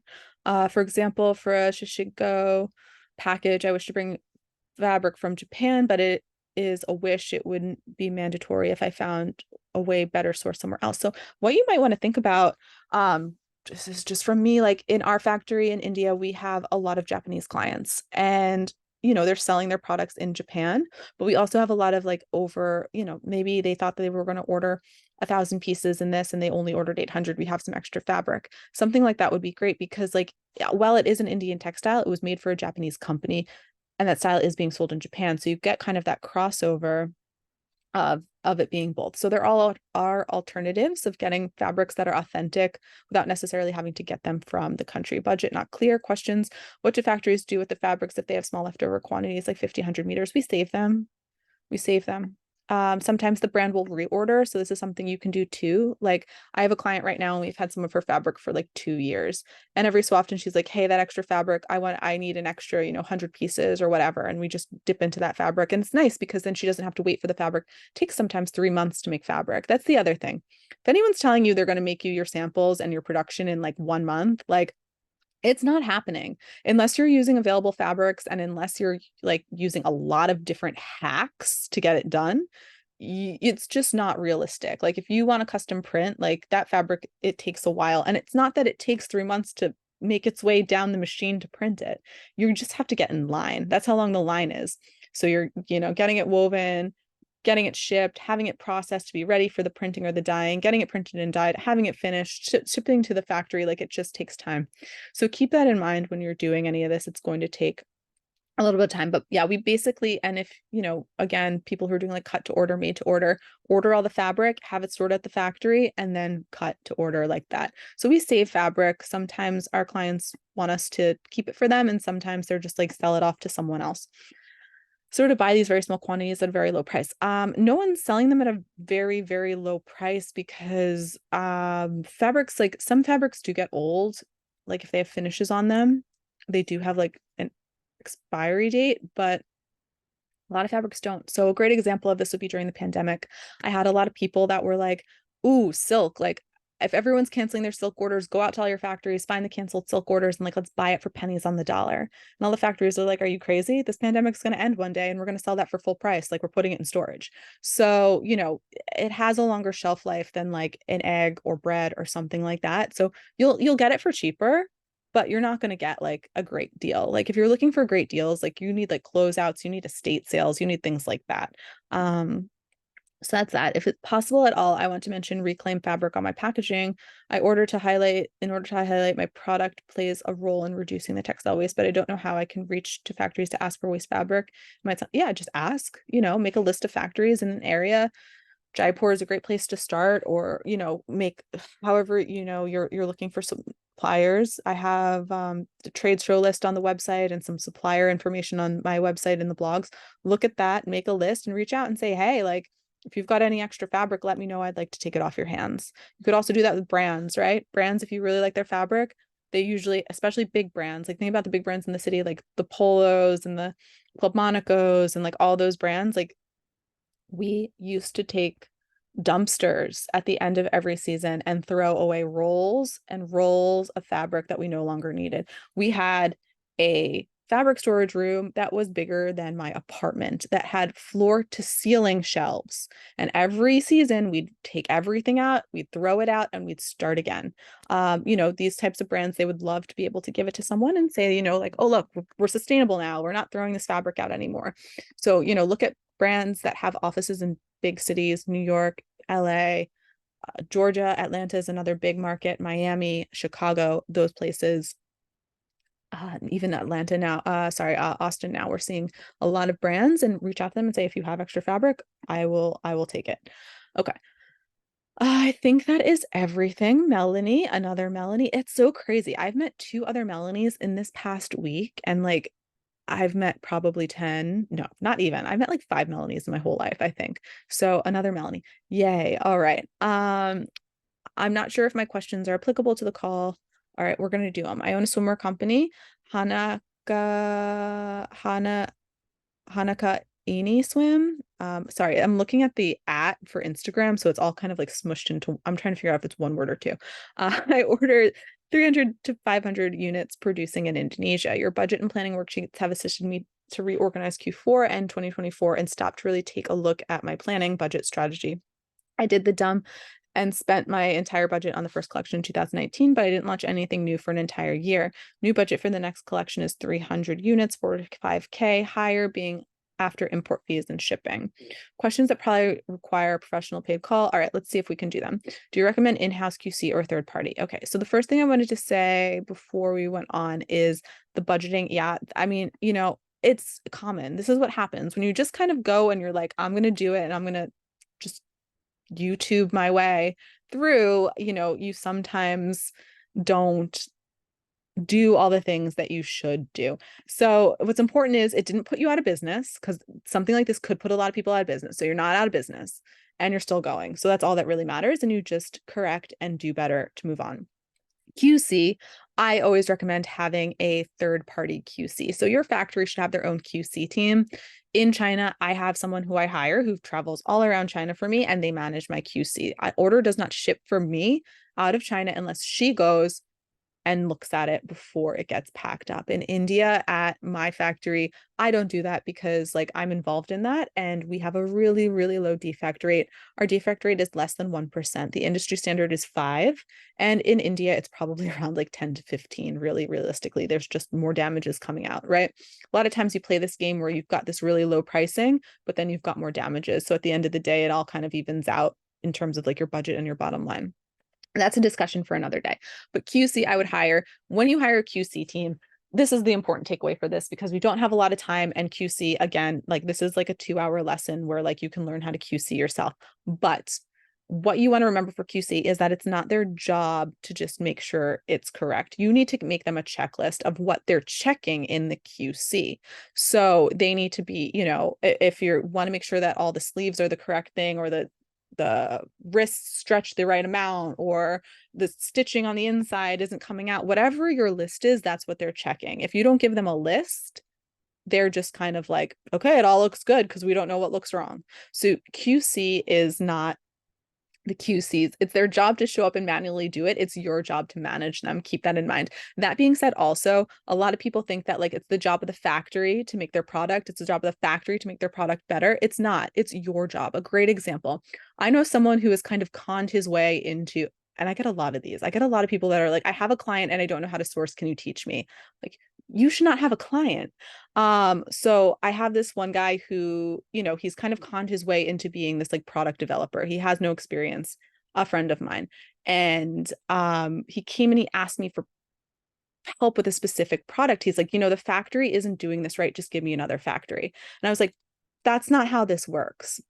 It's not the factory's job. I was like, I need to know what the finish is on this product. I need to know the process that they used. I need to know X, Y, and Z. And when I know that, then I can go in and I can tell them, okay, instead of doing this, this, and this, you need to make this product doing this, this, and this. And then that's how the product comes out correctly. It's not the job, you know, your factory, they know more than you. So they're going to be able to kind of tell you sometimes if they're nice, but it's not their job. If you give them a bad product to make, they're probably going to make that bad product. It's your job to make it a good product. And that's where the education really comes in, being able to push back or ask the right questions, right? It's not that the factory couldn't make the product that my friend wanted. It's that they wanted to make it the cheapest way possible and the laziest way possible. And all he had to do was say, well, I want it done this way. And they could have done it this way. So it wasn't the factory. It was his lack of knowledge. Keep that in mind, right? So you need to, and this comes with quality assurance, right? You can hire the best quality assurance team in the world, but if you don't give them the tools and you don't give them the guidelines, they're not doing a job. They're just basically showing up at a factory and getting paid because they don't know what's up and what's down. So keep that in mind. Okay. Questions. What do you know? It's time to juggle 2 manufacturers. So I think it's always good a few seasons in to try to diversify your supply chain. God forbid there's a flood, a pandemic, whatever happens, it's always good to have a backup. That really depends on you though. What I like to say is like, start with one style. Do not transfer your whole production over. Just be like, I'm going to start with this one style. I'm going to see how it goes. If it goes well, you can give them 2. A lot of times what people worry about when they're first starting out, they're like, someday I'm going to be making 1,000 pieces per style. Today I'm only making 25, but someday I'm going to make 1,000. So give me the 1,000 supplier. I'm like, no, we start with where we are. We start at the 25. And they're like, well, after I make a relationship with these people, I don't want to pull everything from them. You don't have to, because if you're ordering 1,000 of everything, remember, we're always testing. So the new styles you do, you give to the old factory. You make your 25 pieces. You test your 25 pieces with the old factory. Your bigger orders go to the new factory who's more equipped for that, right? So there's always different ways of working people into your supply chain. Now, if you're just trying to diversify for the sake of diversification and not necessarily growth, then I would say start with one style and see how it goes. Worst case scenario, you don't have that one style in your collection. You still have your whole collection. Best case scenario, now you have another great supplier and you can start kind of moving in 2 directions. So really it comes down to like your capacity. If you are treading water and can't keep your head above and like you just don't have enough time in the day, it's not time to get a second supplier. It's time to probably start thinking about hiring, not necessarily a full-time position, but maybe someone who can do the shipping for you, or someone who could do customer service for you, or someone who can take some of the weight off of your shoulders. Then you can start thinking about these bigger picture things, right? A lot of times when people think about growing and scaling and getting to the next level in their business, they often put their time and investment in the wrong things. So when you start thinking about that, you need to make sure that you're really making your first hires and growing in a way that makes sense, right? And not trying to kind of like skip a level and not do the middle stuff. All right. Is it normal to want to see your tech specs with a new manufacturer, and do they need all the measurements or just the flat render? So your tech pack specs with a new, so I'm not sure how you're working. That I would need to see. I can't answer that. I need to see what's going on and the communication. What is the best way to transition manufacturers without breaking the bank? So it shouldn't really cost you a lot more. You should be having a lot of the work done. It depends. If you're going to another country, then you've got to start your supply chain all over again. What you're hoping to do though this time is just less mistakes, right? Less back and forth, less time. You probably should be able to be a little bit of a better negotiator, right? You should know what your product costs you at this point, so you can come in low and maybe get better pricing. So that's where you're going to. But the actual just like the physical stuff of it, a lot of people get this wrong too. This is a great question. They think like, okay, I made this in New York. I'm just going to send it to my factory. They're going to make it for me. Like, no, that's not how it works. The factory needs to go through the entire sampling process again. They have to source the fabric, the thread. They have to do a practice of the print. They have to do everything before you can move on to production. Them making a sample is like dress rehearsal, right? You wouldn't have someone watch a movie and say, okay, get on stage and do it. Like, you've seen the movie, you can obviously perform it. Like, no, that's crazy. That's not how it works, right? People have to practice. That's what the sampling is, right? They watch the movie, that's your proto. They see what it is. They then practice. That's the sampling at the factory. And then they go into production. That's opening night, right? That's kind of how it works. Make sure to do that. If you do not, really important advice, take anything away from this, please let it be this.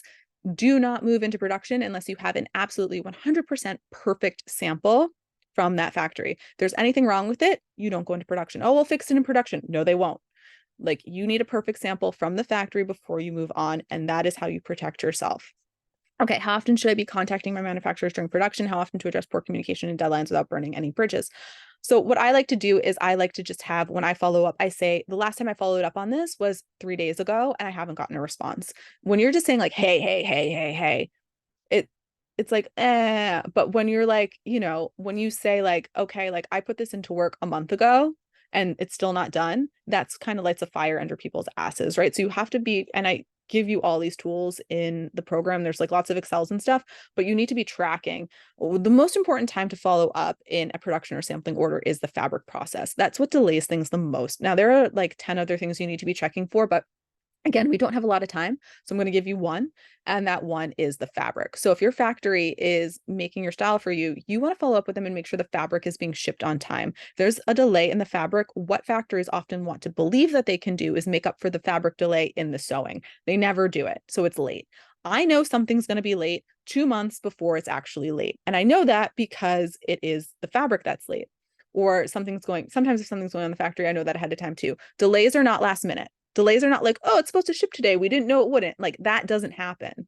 We know about a delay. Speaking as someone who's like a partner in a factory, I know about a delay a month before it happens. It's your job poke them and be like, hey, did everything go okay with the fabric shipping? Is everything on time with the trims? Is everything? That's what you're asking, right? Those are the questions. They're like, well, actually, all of your labels are late and it might cause a delay. They're not offering that information up. That's not their job, sadly. It should be their job. You think it's their job, but it's not. It's your job. Same with packages. If you have a package and you ship it to a factory, it's not their job to receive that package. It's your job to say, hey, it was received today. It was signed by this person. Is it in your office? Oh my God, it's not. It was signed by the person on the floor below us. We're going to go get it. That's what happens, right? It is all your job. And it's important to remember that and have that mindset shift that a factory is not your solution to not knowing how to do the job. A factory is like your employee that you're telling what to do. Within bounds, like, you're not telling them how to operate their factory on the day-to-day level, but you are following up on everything and making sure everything gets done. So that's how I would say to follow up with your manufacturers. Be asking those targeted questions that will give you information if something's going to be late, not just being like, hey, is it on time? Hey, is it on time? Hey, is it on time? Like, no, that is kind of annoying. Hey, did you get the fabric? Hey, like, are there any problems with, whatever is going on? Those are the questions that you ask. Okay, Morgana, how many more do we have? Oh, we've got a lot. All right, let's keep going. Let me have a sip of water first. And we'll keep going. All right. This is like the marathon of office hours. think I've ever spoke so quickly in my life. All right. My name is Morgana, and I already have a custom made zero low waste festival fashion wearable art goddess empowerment brand. Okay. That's a lot. From a marketing standpoint, I would try to just bring that down. You lose people in all the words, just as some, like, for everyone to think about. A lot of times when you pitch your brand, you're like, I'm doing this, this, and this, and that, and that, da, da, da, and like people just kind of like trail off. I want like 7 words that in a sentence, that aren't all descriptive words that describe kind of what you do. And that's how you pitch yourself, and not lose people in the process. Okay, I want to make it more sustainable, petroleum-free, and earth-friendly problem-solving fashion brand. I don't know my MOQ, and I don't know how to choose where it's made. So I'm guessing you haven't launched yet. But you already have the fashion wear. So you should know your MOQ. You should know what you're selling right now. Whatever it is you're selling, that becomes your MOQ. Making them all by hand in my spare time with my part-time assistant helper who also has a full-time job like me. Need mentorship and motivation. That is a viable path. Okay. First thing for you, again, it's going to be data. What is selling well? If you know every time you make something with glitter, it sells out, or every time you make something in pink, it sells out, or every time you make a bra, that sells out. That's what you're going to do your first production in. You don't have to do your first production in everything you've ever created. You need to do your first production in just one style and maybe make, 20 pieces or however many pieces you're going to make in just that one style. And that's how you dip your toes. So that's what Jordan did. Beautiful genius. She was doing a lot of print on demand, and now she's doing almost all of her styles as like bulk orders. And the way we started was we looked at her data and we said, okay, this is what's selling well. This is what we're going to start with. And now that that's done, now we're going to add in another style and another style and another style. And we're going to keep making them. And as they're selling, we're making more. That's how you do it if you already have a brand going. And if you don't have a brand going, I suggest starting out with print on demand, like get some stuff up. It's relatively inexpensive and it allows you to start testing and seeing what people are reacting to. Business access line of credit for 10 to 15K. Again, be careful with like taking on debt and things like that. Try to use what you have. And it's like I said, instead of maybe making every style that you make, start with one. This way you don't have to take on as much debt. I have the creativity and leadership. Overextending yourself does not mean you'll be successful. And that's a really important lesson to learn right now. Doing everything, we think when we hire people or have a bigger line or whatever it is, like that's success. And that isn't what success is. What is success to you? Success to you, for me, is like not having to work from 9 o'clock in the morning to 9 o'clock at night. It's not having to answer to people above me. It's not having to worry about money. It's like that's success to me. Having success to me isn't, I had one student, she's like, well, success to me is like, I want to be managing a team of 50.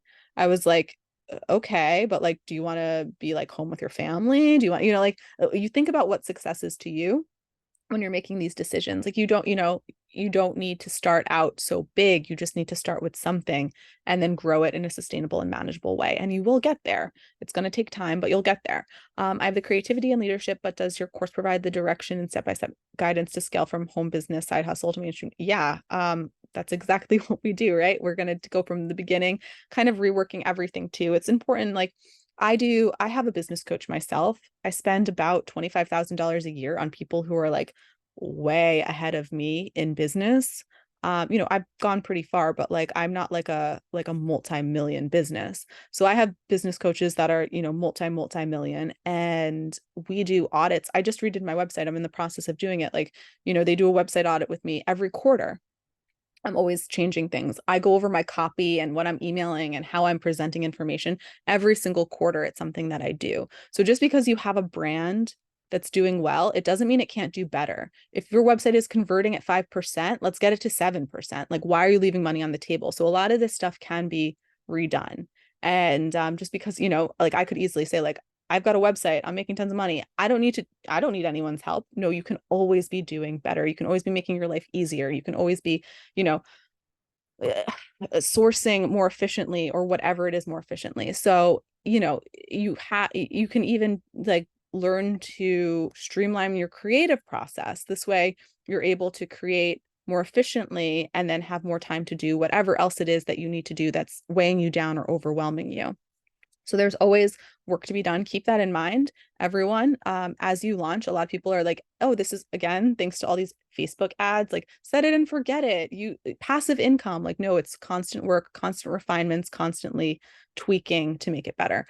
But yeah, so yeah, it's going to be, yeah, week by week, we can talk about, wholesale, e-com, all the different sales channels and markets, and, influencer. That's a lot of festival, the influencers and things like that, and get my ideas from sample rack to the mainstream. Yeah. So, we go over all of that. You're probably going to learn the most new stuff in the later lessons, but I would bet almost anything that even the earliest lessons, you're going to kind of think about things in a different way and maybe make a few minor tweaks that end up making a big deal in your company. Okay. Jesse, I want to create a brand offering everyday apparel. Did I answer? I feel like I had one other thing to say about that.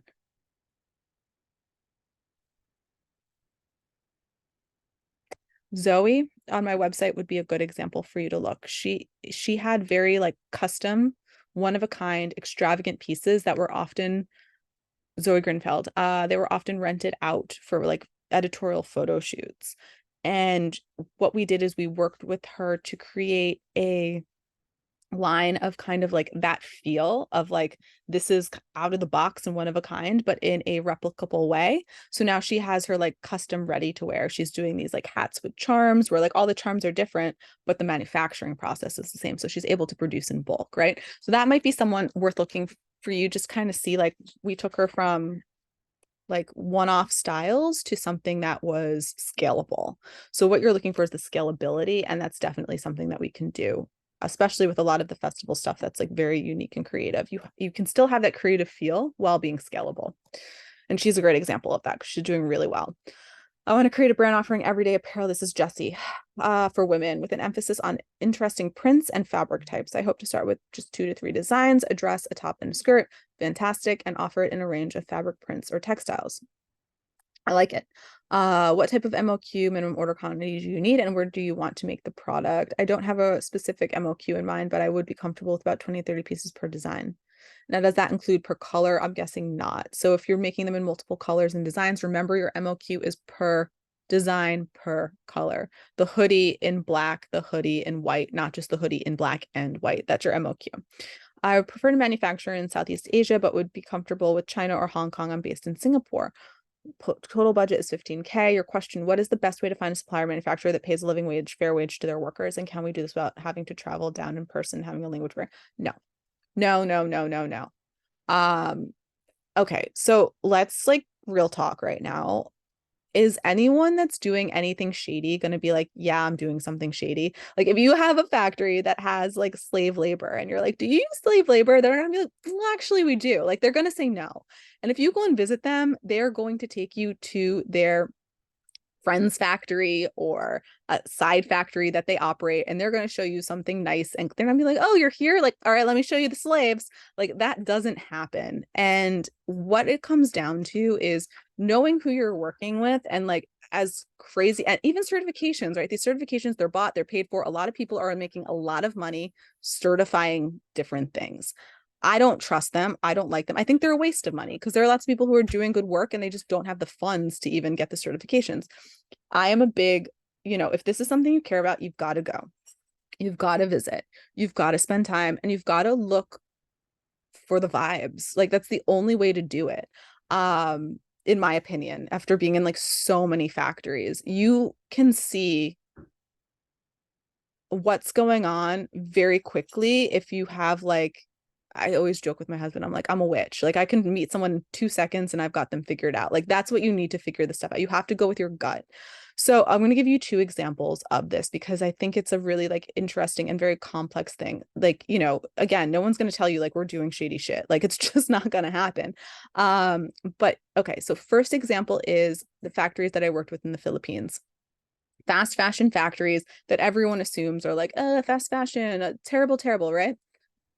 They had an open door policy with their management. So anyone on the factory floor could go in. Now, this is the difference too. They'll tell you all their policies. You have to see if people are taking advantage of their policies, right? So the policy was that anyone at any time could go into the basically there was the owner and then there was this woman underneath, and anyone could go into her office and complain about anything at any time.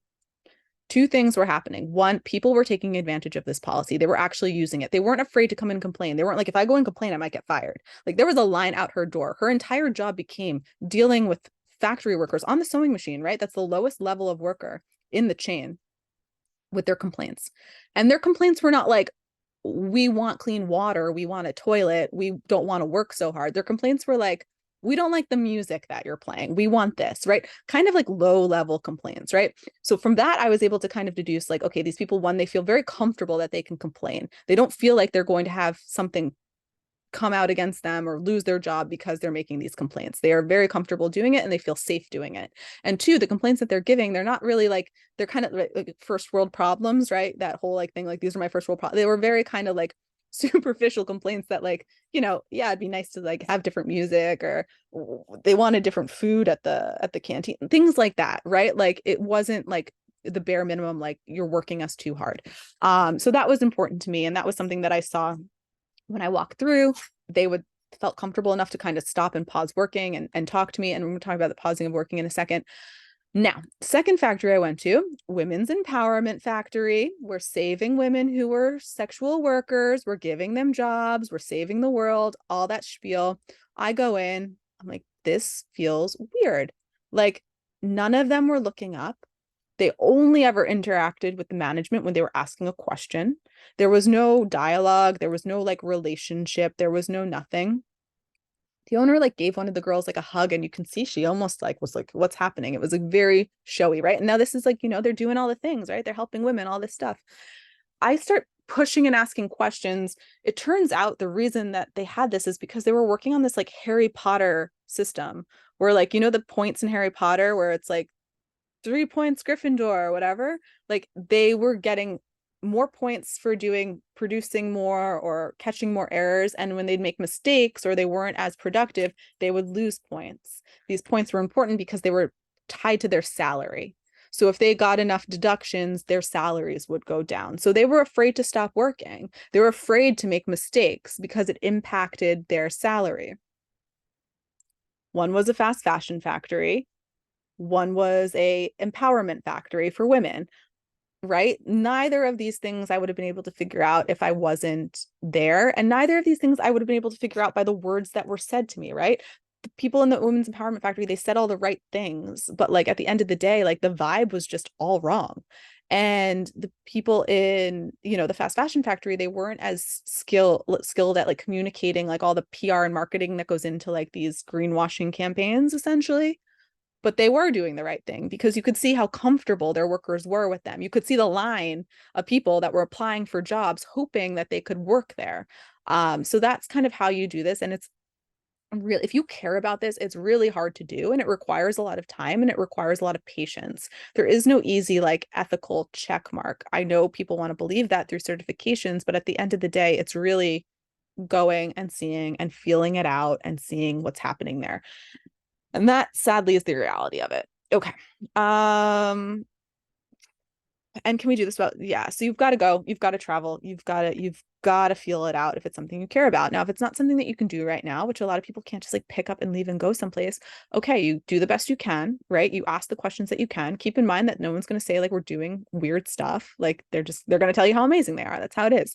But you know, you keep that as something in the back burner, and maybe you focus on something else right now. You focus on your carbon footprint or you focus on something else. And then when you're ready to start investing into doing that part, right, you start doing that as like, you know, the second thing that you're interested in. Okay. My dog, I don't know if you can hear her. She sneezes when she wants attention. You can hear her. Okay. So Karima, Karima from California, MOQ is unlimited. I have a manufacturing company in India. No, it's not. Your MOQ is not unlimited because you do have money.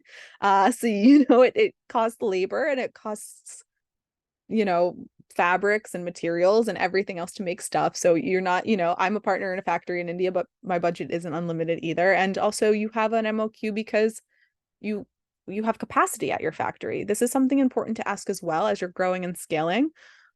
Great thing to bring up is the factory's capacity. Like, so at My factory in India, we can do 30,000 pieces a month. And we just built a second factory with an even larger capacity. Some factories can only do 1,000 pieces per month. Like you only have so many workers, you only have so many sewing machines, you only have so much space. So factories have capacities, keep that in mind. Just for everyone as you're scaling, right? So the factory, as I mentioned earlier, who was doing your 25 pieces, they might not be able to have capacity for your larger orders. That's okay. You still work with them, but you find someone with the correct capacity. All right, my budget. I have made samples of my handcrafted tote bags, and when a client orders my quantities, then we can produce and ship it to buyers. My question, how to get buyers for my bags. I sent many emails and contacted many boutiques, but most of them seem to already have their own vendors and they weren't interested in my new designs. So there could be a lot of problems here. Do I need a sales representative to get my products in shops with companies like Nordstrom's, etc.? No. So if you are unable, I always tell brands, start your wholesale yourself and you're going to get feedback. And if you're not getting feedback, you're doing something wrong. So they're going to say like, okay, yeah, we like your bags, but they're too expensive. We like your bags, they're the wrong color. We like your bags, but I don't know, this is why we're not ordering them. And then you alter your next collection, right? Testing data to make what people are looking for. If no one's even responding to you, something's wrong in your marketing, in your approach, in your list that you're reaching out to. Maybe you think your product is this, but really everyone sees it as that. There could be a disconnect. I'm not sure. That's something that like we would really have to dig through and figure out. But hiring a sales agent isn't going to solve that, because if you have a product that is the wrong match or isn't what people want, the best salesperson in the world isn't going to move that product. You're just going to be hemorrhaging money, paying them a salary for product that they can't really move. Okay. And big companies like Nordstrom's and things like that. This is another great point. Like Nordstrom's, Saks, all these big companies, like people dream and aspire to be in them. At the end of the day, they're really risky.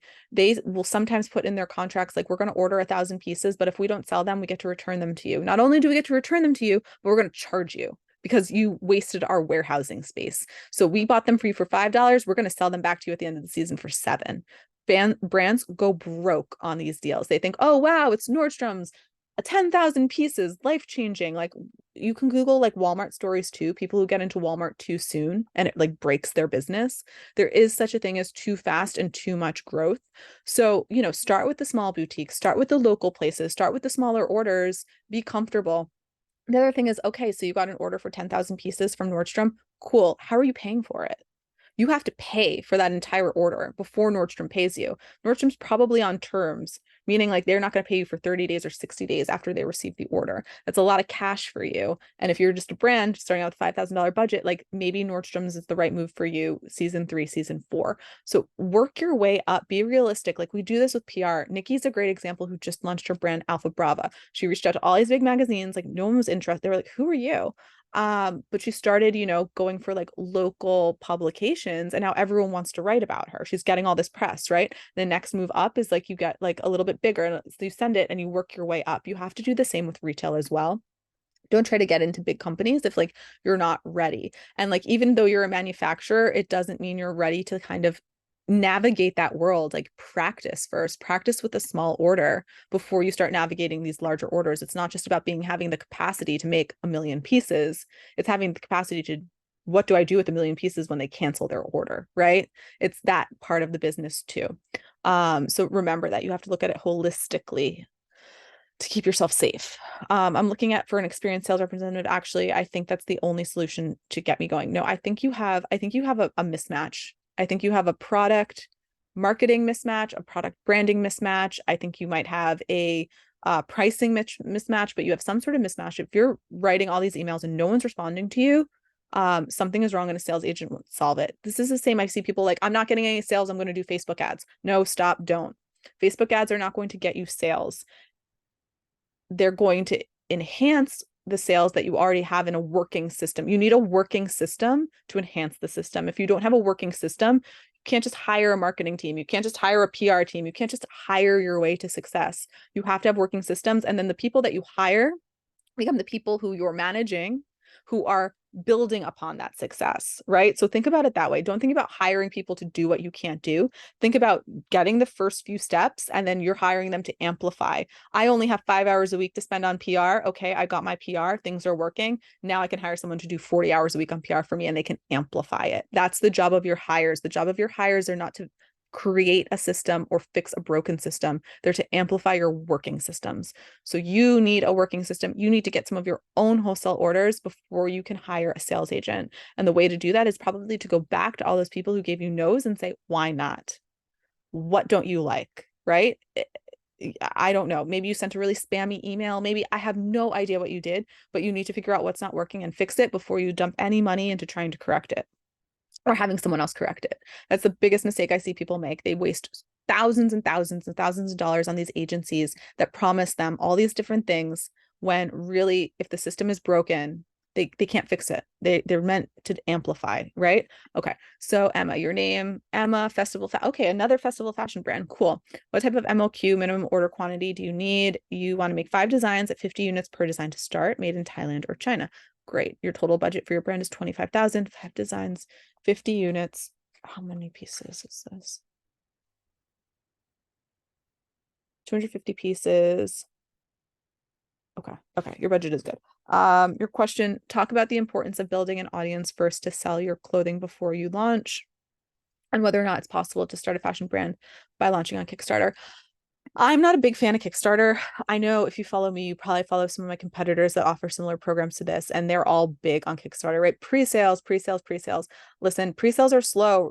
Economies are not good right now. People are holding onto their dollars for as long as they can. Kickstarter also kind of has a bad reputation because a lot of brands never launch. So people are a little wary, right? They're wary on spending their money on that. You can do a combination of pre-sales and building hype, and then also ordering extra inventory and selling that off as well. Pre-sales, in my opinion, like it's not 2014 anymore. It's not 2015. Like if you look at the case studies on a lot of these people that are like, I helped this person raise this much money on Kickstarter, it was like 2017. It wasn't 2023. And the people who are raising big money on Kickstarter, they're hiring agencies. So there's an agency called Jelly Pop, something like that. You can Google it. These agencies take a percent of your profits and you pay them a really high retainer. I think it's like $10,000, $20,000 for them to work with you. And they basically make your Kickstarter go viral. Not to say you can't do Kickstarter on your own, but like the brands that are doing really well, they're generally hiring agencies that are like pumping a ton of money into them to do these things. So the dream, like it used to be like Kickstarter, anyone could do it. It's kind of become like a game that's rigged, and you need to know the rules. I teach Kickstarter. I teach some of the fundamentals and kind of like when you're launching, how to kind of bump yourself up in the algorithm and strategy behind it. But Kickstarter is to complement other strategies. Kickstarter can't be your whole plan. It has to be like a part of your plan, and then have other sales mechanisms in place as well. And that's important for everything. Like whatever you're doing, like you can't just be Facebook ads, you can't just be Kickstarter, you can't just be pop-ups. You have to be doing everything. You have to have a diversified business. So when one thing breaks, we go into a pandemic, Meta changes its algorithm again, you still have 7 other things that are bringing you an income. If you have one way of getting your customers and that one thing breaks, you're out of business overnight. So, Kickstarter, I think it's a great complement to starting stuff. And pre-sales, it sounds like you have a good enough budget to kind of do this without Kickstarter. You might want to just maybe do your own private pre-sales and make it like really like VIP, like like I'm only releasing this to my audience and something like that. I don't know, these are just ideas. I'd have to know more about your brand and your strategy and all that, but just throwing some stuff out there. Okay. This person didn't give me their name. They're starting a sustainable dress label. What type of MOQ? Women factories, fair labor laws. Okay, we've been over all this women stuff. I challenge you to think about it differently. Portugal, Philippines, Middle East. Okay. Portugal, I know people are like Portugal, Portugal, Portugal. The reason a lot of manufacturers are moving to Portugal is not because they're any ethically better or they make better product. It's because Portugal had a big push where companies can be tax-free for 10 years if they open businesses in Portugal. So that's why everyone's moving to Portugal. Big brands. I think the minimum requirement is like $1 million to get this tax break. So it's big people. It's not like small people like all of us, right? 10,000, 15,000 startup funds. It's like big companies that are moving to Portugal so they don't have to pay taxes. That's what's happening, and that's why brands are moving there. So don't get caught up. It's a great example, right? If you watch the video, tech packs, great for big brands, maybe not great for small brands. Sometimes the things that big brands are doing, it's good to know the trends. It's good to know where people are going, but they not necessarily work for smaller brands. Portugal is a big brand move. What is your total budget? 15K. Question, how to narrow down which manufacturers you want to work with. Most won't give you a sample without placing an MOQ. That's wrong. That is absolutely wrong. They'll sample. You have to pay for your samples up front. So the way we work is if you want to work with me, you have to pay me in full for your samples. If you pay me in full for your samples, we'll make them. Then when you place your production order, after seeing your samples, you will place 50% of that order. And then when it's done and it's ready to ship, you'll give us the other 50%. If anyone tells you they want a full order payment at the time of placement, you run the other way. You have to keep your power. You have to, again, theme of this talk can be protect yourselves. You have to protect yourself. If you pay someone in full, they've got your money. It's very hard to get money out of another country. Like especially like with wire transfers and stuff, it's very, very difficult. They're not going to work. They're not going to care. They'll get to you when they get to you. Like they're hustling to get their next, deposit. You give 50% because you have to give them something. They have to buy materials. They have to buy things, right? They don't want to be high and dry if you change your mind. And you don't pay them all because they need to complete the deal to get the full payment. So samples you pay for, no commitment to production. When you're ready for production, you only pay 50% max. Okay. Devise. Okay, we've got so much more.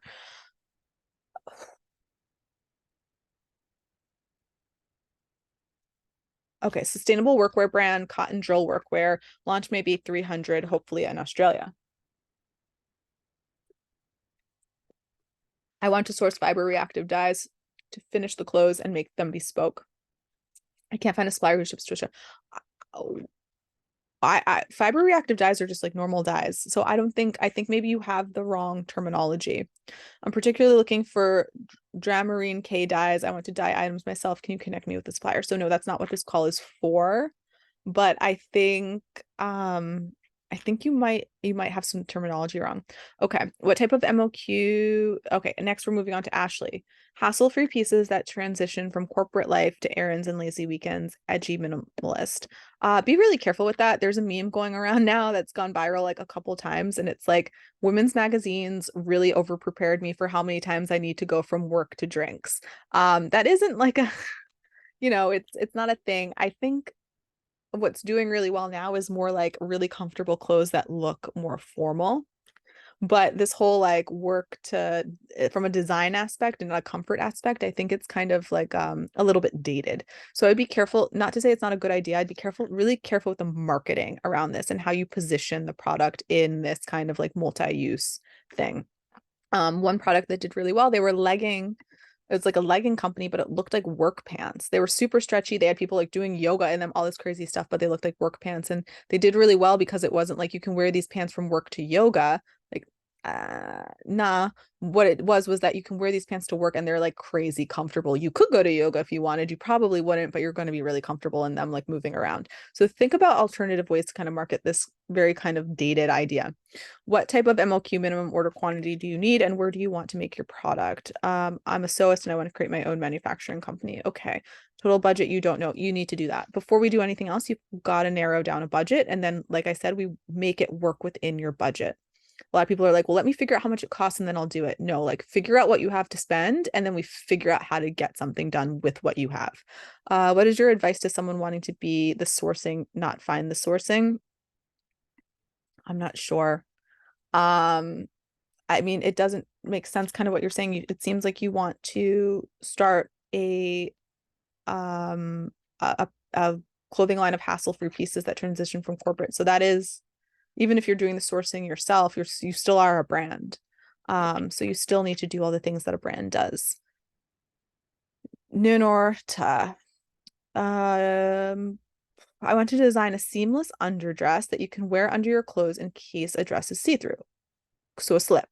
What type of MOQ, minimum order quantity, do you need and where do you want to make your product? MOQ between 300, 500 pieces, China, Turkey, or India. Total budget, $3,000. Your question, I want to produce an underdress seamless. Okay, so this is not possible with your budget. Seamless has a really high MOQ. Cut and sew would be possible, but seamless, like I don't know anyone in seamless that's going to do less than probably like 500 pieces. Now, what you could do is you could go on to Alibaba and you could find someone who's white labeling seamless slips, because all of them exist, and you could buy those and brand them and sell them and see how they do. And if they do well, then you can maybe do your own. Otherwise, you're going to have to do cut and sew. And there's nothing wrong with that. You will have a seam, but there are ways of doing cut and sew where the seam is like very minimal. I made 2 samples with the fabric polyamide nylon, but the fabric came out too thick. With this fabric, it's too hot to wear. It's under your clothes. So my question is, which fabric can I use for my design that is seamless and breathable fabric without bad smell after you wear it? So that's part of the problem with nylon and polyamide. They're hydrophobic fibers and they're oleophilic. So that means hydrophobic means they hate water. Oleophilic means they love oil. There's a lot of oil in sweat, and that's what causes the smell.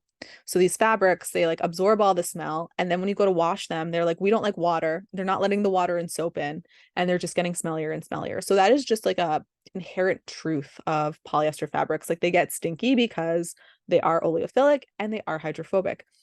Now, in the terms of the breathability, you maybe, there are polyesters that feel like a plastic bag. There are also polyesters that feel like, honest to God, like you think they're silk. Like they're amazing fabrics. So you need to look at what quality of, it's not like there are different qualities of nylon, there are different qualities of polyamides, different qualities of polyesters. You have to look at the quality of the polyester that you're using, and that might help you. Also, like the knit and construction, maybe you want something that's a little bit looser, a little bit more breathable. There are also things that you can knit into it that help with moisture management. So there are constructions that you use on the part that's to the skin, and that allows it to really pull the moisture from the body, and then it pushes it to the top. And at the top, it evaporates. If it's getting stuck in the skin, the job of like moisture management, wicking just means moisture movement. So when something's wicking, it's pulling from the body, dispersing to the top of the garment, and letting it evaporate from there. If it doesn't have moisture management, it's just like a plastic bag, right? It sits and it becomes like sweaty and it doesn't evaporate. So you want to maybe be focusing on also that's a construction, a knitting technique that they can use for moisture management. Which fabric can I use? So that's that. But with the fabric, the design won't be seen without bad seamless. So I need to do good quality fabric. I would really go back and make sure your MOQs and your $3,000 budget are possible with these factories, because for the design, the development, the shipping, everything, I'm not sure it's possible. Making 500. Yeah, no, it's not. You would need to be making them for $6 a piece shipped and landed. That's not, I don't think that's really, and then you don't have any budget for like marketing, email, website. Like websites cost money. It's like $300 a year for your website and all the other things. So I would relook at your budget, but I hope all the other material stuff helped if you are able to rework your budget. Okay, Colleen. My name is Colleen. Discovered Virtue Advice while searching for resources for my development stage business. I've worked in the apparel industry for 20 years in technical design, production management. Dana Thomas's book, Fashionopolis, Why What We Wear Matters, describes the arc of my career. Okay, cool. My desire to start a business is twofold. I do not want to continue to work for businesses that are churning out ill-fitting, ugly clothes. The hours I work are better spent developing well-fitting, attractive clothes to an underserved market, but I have bills to pay, so I'm keenly interested in knowing when I can expect my business to be profitable at season 2 or season 3. But most important thing is you got to get started. Taking a program is allowing me to put my plan together before I spend a penny free. The business is to design, manufacture, sell direct to consumer women's wear apparel for women who are 4'11" to 5'4" and wear sizes 14 to 12. The size range is something referred to as petite plus. Okay, cool. I like it. Very niche sizing. My goal is to have an MOQ as possible for a soft launch, 30 to 50 units per style. I'm based in New York, so I'm considering making, yeah, definitely. There's so many factories here in New York. I have 25K budget to launch. Did you say how many styles you're making? You want to make 30 to 50 pieces, but you didn't say how many styles total. I am creating a business plan with the help of some program. I recently completed the funding course and tracked the cost sales of one style using the Performa. Okay, so I can't answer this because I have no idea what they gave you, what was in this document and what you filled out. My recollection is that costing all of the products, I imagine that I should cost the line, then compile the data and use this data on the, I think you're getting too much in the weeds. Like you just have to do it. And it's great to like know how to formally do things, but at the end of the day, as a startup, again, like you don't need the tools that like the Gap uses to forecast what they're making for a season. Your budgets are going to be flexible. They're going to be changing every day. You start with your budget as approximate. Okay, I've got about this much. I think it's going to cost about this much to make. Let's go. Oh my God, it's going to cost me double what I thought it was to make. Okay, now I'm only making 2 styles. I'm making this much. You're adjusting your budget as you go. And that's the only way to do it. Like you can spend a decade making the perfect budget, but it will never work in real life. And that's the really interesting thing about all this like cost analysis. Like they never get it right. Like it's always changing. The budget is always changing, right? Like if anyone like works, it's like it's never to the T. And that's part of this, right? You just have to go, you have to get started. It sounds like you've been researching numbers for a really long time. Take your numbers and like put them in the real world and see what happens. Start reaching out to factories. Okay, I thought it was going to be this much. Now it's this much. Okay, maybe I'm going to make 30 pieces instead of 50. Maybe I'm going to do this instead of that. Like that's the only way to do it. You have to just do it. You need to have like the base, but from what I'm hearing from you, like enough, like get going, get started, make it happen. All right, which is actually the opposite of most people. Most people jump right in like head first and then they like don't have any of the research done. You are the opposite case here. It's time for you to put it into the real world. All right. Kimberly. My name is Kimberly and my brand's Peak West Apparel. So just this last question, to cost the products, that's in the video. So if you go back and you watch the video that I sent, you should get some information on costing. My name is Kimberly and my brand's name is Peak West Apparel and I'm from Colorado. I want to start a custom cut and sew t-shirts for tall and big men. I'm currently sourcing samples.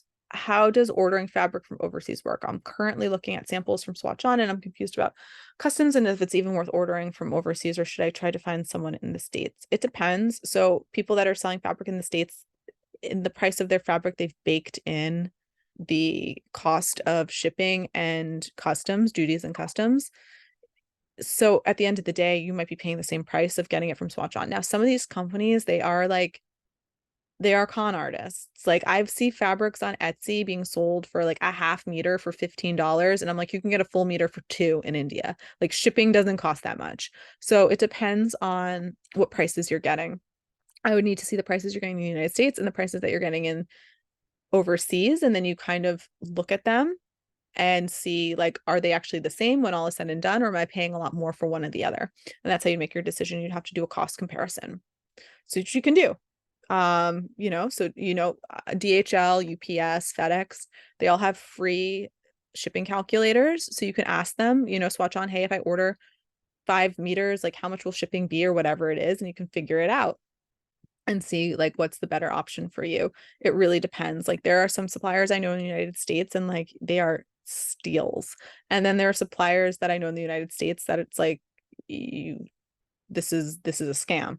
They're just ridiculously expensive for what they are. So it's going to depend on the supplier.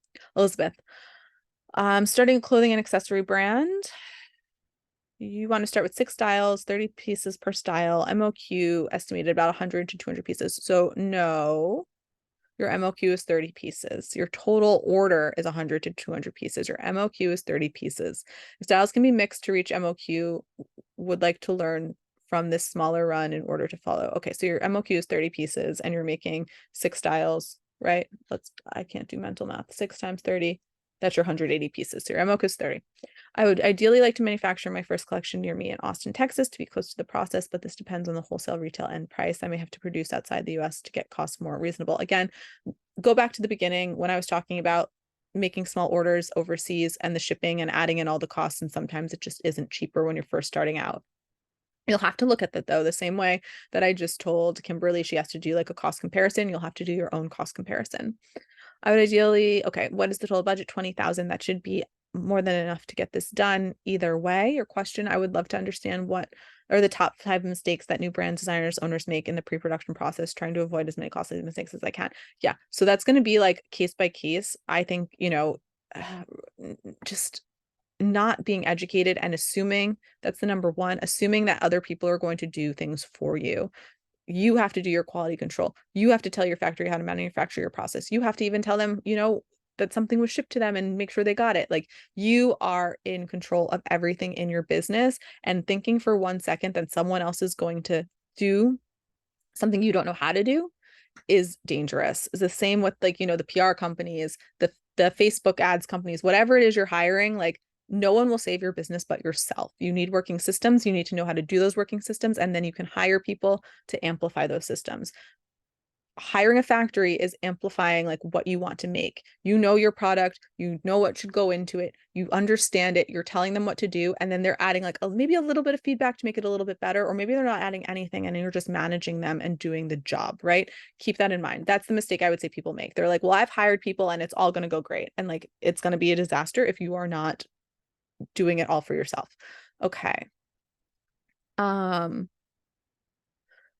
Kristen, circular economy fashion enterprise, a $10,000 startup. What is Pimo cotton? Is it ethically and sustainably produced, and where? Pimo, I think you need Pima.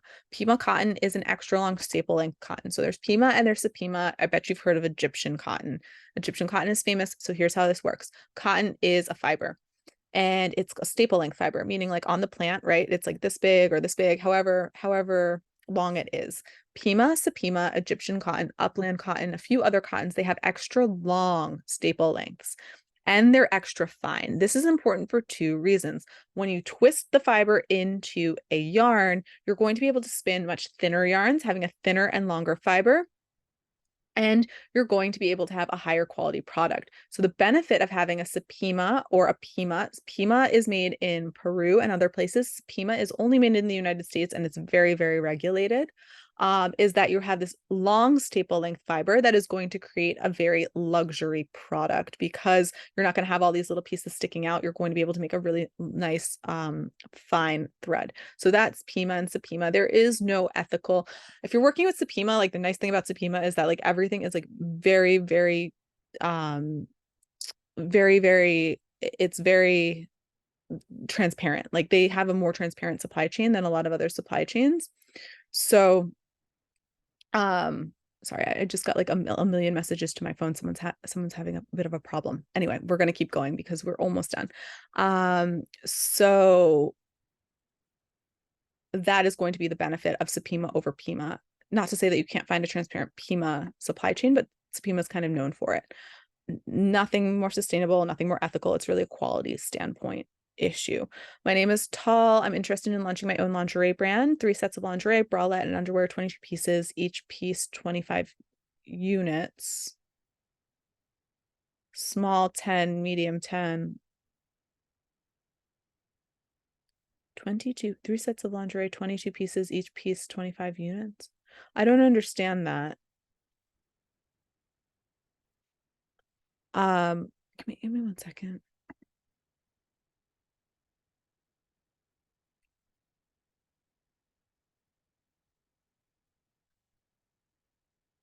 My friend's friend just got eaten by a shark. That's crazy, out of the ocean. Anyway, there's nothing I can do. I don't know the person. I'm just hearing the secondhand. That's why I'm distracted for a second. Okay, let's keep this going. Whoa.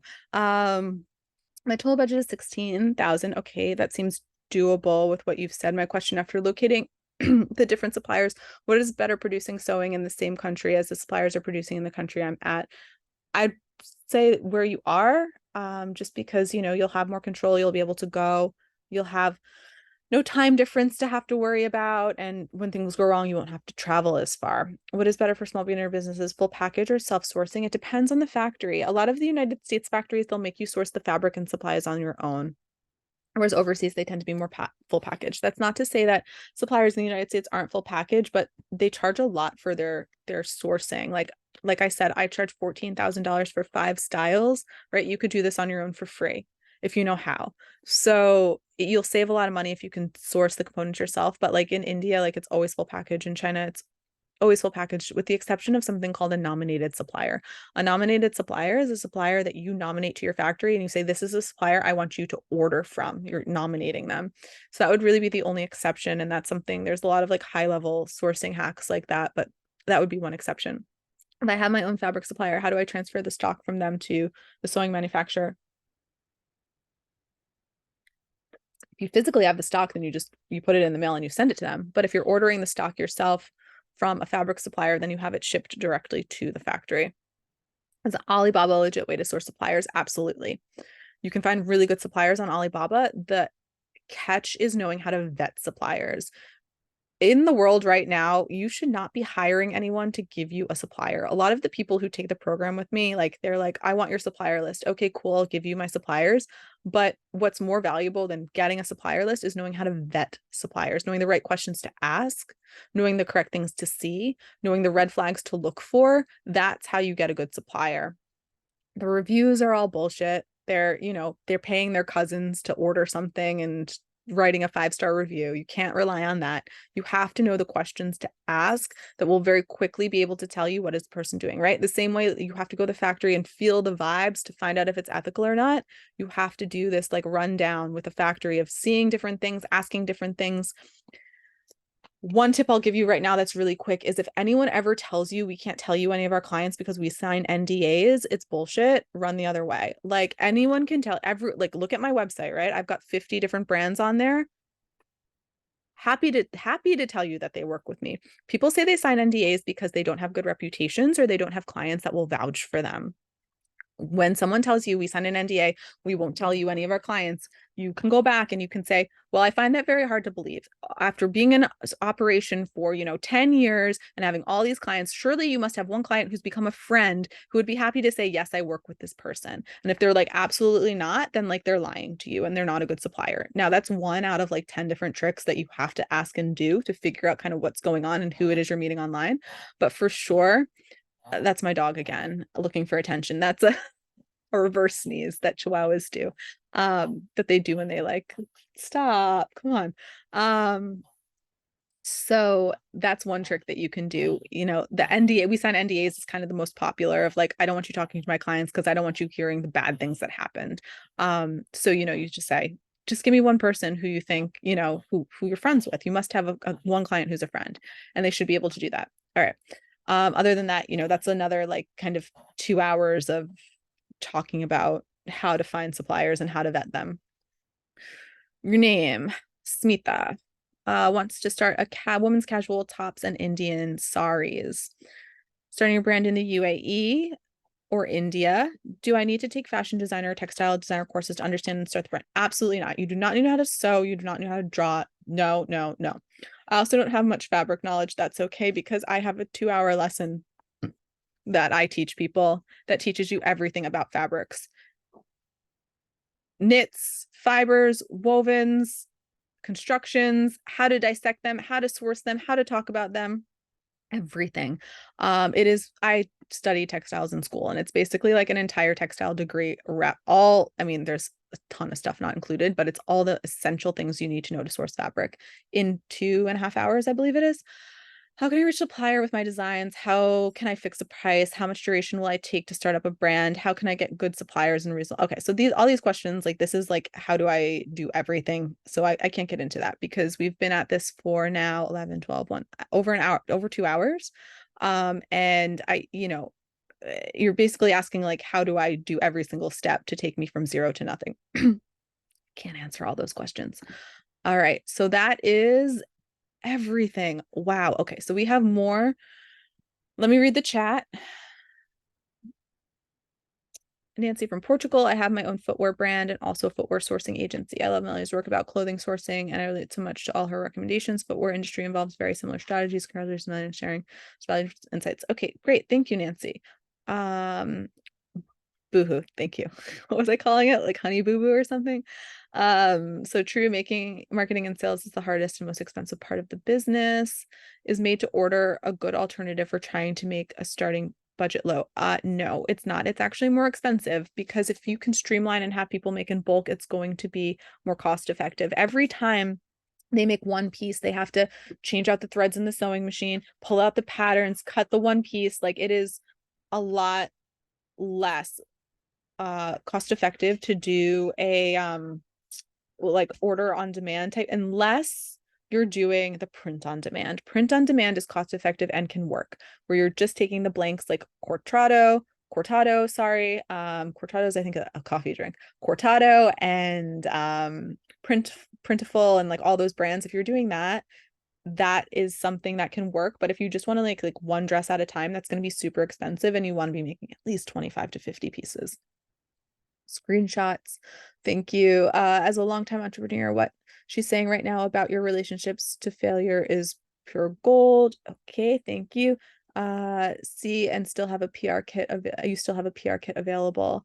That's yeah, I have a whole lesson on PR in the program that teaches you how to find editors, contact editors, build all of your PR like that. I have my own press kit. I update it every couple months. And you should have your own press kits too. And I teach you how to do that. Thank you, Melanie. Got to dash. If anyone would like to see how far I've gotten so far, check out. Okay, so someone just promoting themselves. So how come Jaipur out of all over India? Why that particular city? Why am I there? I like it. I like the proximity to Delhi. A lot of manufacturing happens in Delhi. I don't like Delhi. It's not for me. Not my vibe. I live mostly in Goa. I'm not a Delhi person. I don't know, people in India, you get it, I guess, if you've been. So I like Jaipur because it's close to Delhi, so you are able to get all the resources Delhi has very easily, like the fabrics and the trims and a lot of the suppliers that are in that area. But the lifestyle and the pace of life in Jaipur, I prefer. So that's how I ended up in Jaipur. I also work a lot in the south. I don't have to go down there as much. And yeah, I like Jaipur. It's a very interesting place. It's a very creative place.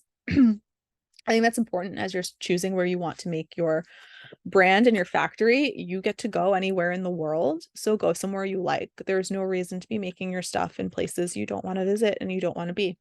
So I like it there, and that's how I ended up there. What's the cost of the graduate membership group? Who else is included in it? Just looking at any long-term.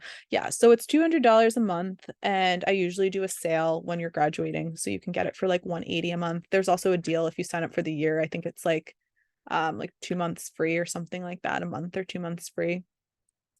A lot of people do it. I cap it at 25. So right now, like we only have one seat left for our springs that are graduating, but people leave. The minimum commitment is 6 months. I make it 6 months because like we're a really tight group, and some people have been in it now for like a year and a half after taking the course. So they've been with me for like 2.5 years at this point. And yeah, I mean, you don't have to do it. I mean, it's, you'll have to decide. Some people, they like leave the program and they take some time and they work on things themselves and then they come back. Some people go straight into it because they need that accountability. We do other stuff too. So like twice a month in the membership, we do like a goal setting group. We have like other things there's like other perks to it too than just the continued office hours and just the continued group. But that's something we can discuss later. I think take the program and, see where you're at and see what you need and go from there. I like to just mention it though, because a lot of people feel like, okay, after the 6 months, am I on my own? And you're not. You're then added to this group of like, the people in the membership are the people who are like there to just get stuff done. Like they are very motivated people, I think that makes you better, right? When you're surrounded by people who are like doing it, it makes you want to do it too. So it's a special group, but not for everyone, because some people, they you got to do what's right for you. Getting on the social media, happy to connect. Okay, great. So very good. Everyone get on social. Yay. Melanie's here are my yeah. Why did pre-sale? We did pre-sales and the factory didn't deliver for another 6 weeks. Can be a PR nightmare. Exactly. And then that's why a lot of people like don't love being like contributing to a Kickstarter, because there's just a lot of that. Thanks so much, Melanie. Past midnight for me, and I have an early start tomorrow, so I have to head off. Looking forward to recording tomorrow. Oh, if anyone wants to sign up here, let me give you the link, and I also have a $300 off code, which will be good from now until the end of the day. So if you want to sign up, you can. And this is good because it is, if you like this, like we do this every week in office hours, except it's better because like I'm not talking a million miles an hour, and we actually get to like communicate more and ask more questions and like have a real dialogue. So the Signing what? And the code for $300 off is fall 300, which I'm also putting in the chat so you can grab that. Signing up, what's the issue? Tell me what it is and we can quickly work through it, because I've got a few more questions to ask. So yeah, so if you enjoyed this and you want to do it all the time, the program is for you, plus more. Thanks so much, Melanie. Okay, so you're out.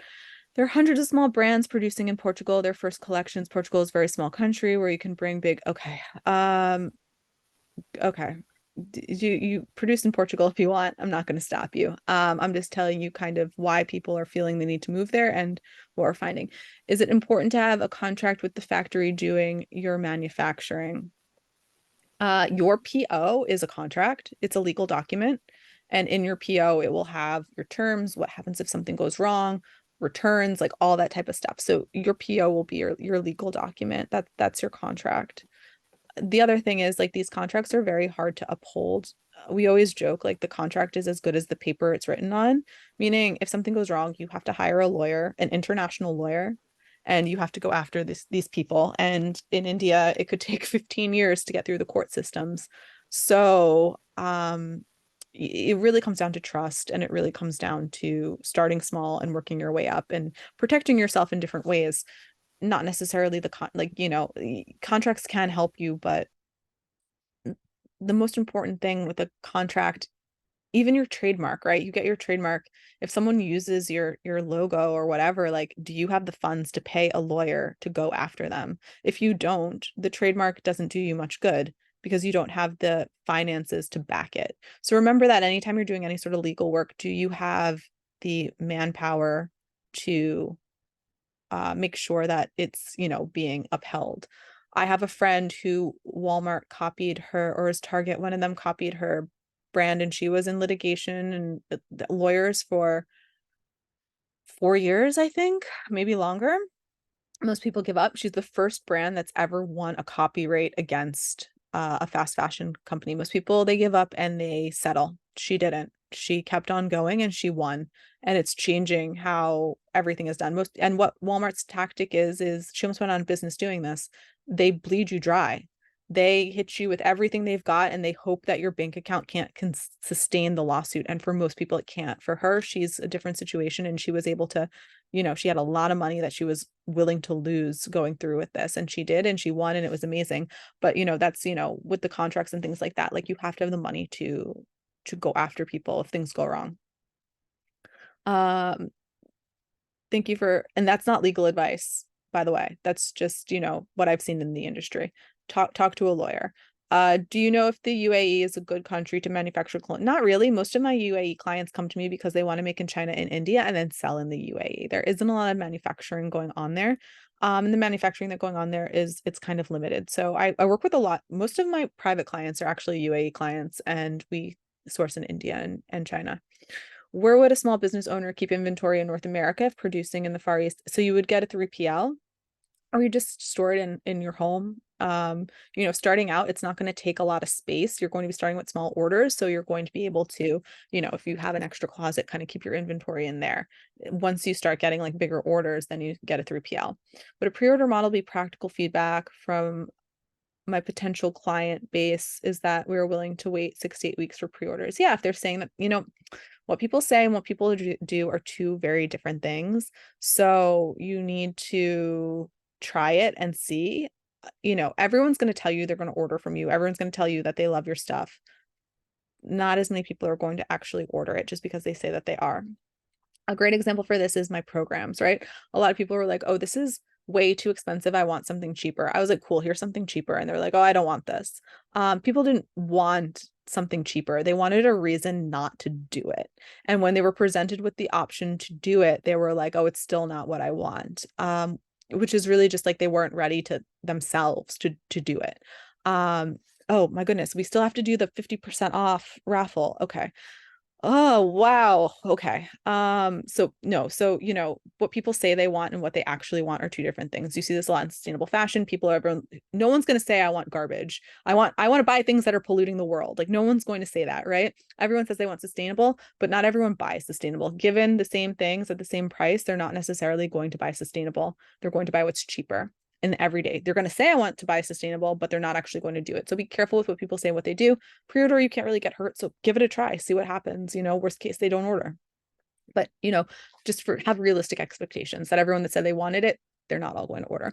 My German debit card is not accepted on the shop pay, and my credit card has a limit to pay the whole amount at once. Can I transfer if that's you want like to do a bank transfer? We can do a bank transfer. Any times to negotiate pricing with a new manufacturer to try and match your current any tips to negotiate. Okay, so I'm not taking any more questions. We are out of time. All right, so if you want to be entered for the 50% off, use the little hand raising, like reactions at the bottom, raise your hand, and I'm going to make a list.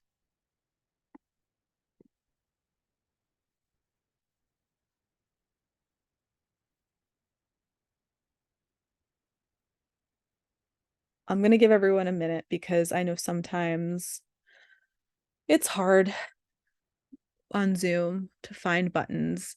Is there anyone who wants to raise their hand that hasn't figured out how to do it? Right now we have Clarice, Jessie, Suzanne, Mohit, and Esther.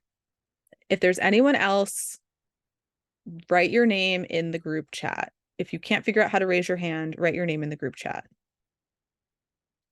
The total for the course is 3,500, and if you win the 50% off, it's going to be 1,750. Okay, Ika, Miriam. All right, 1, 2, 3, 4, 5, 6, 7. All right, let me make a list.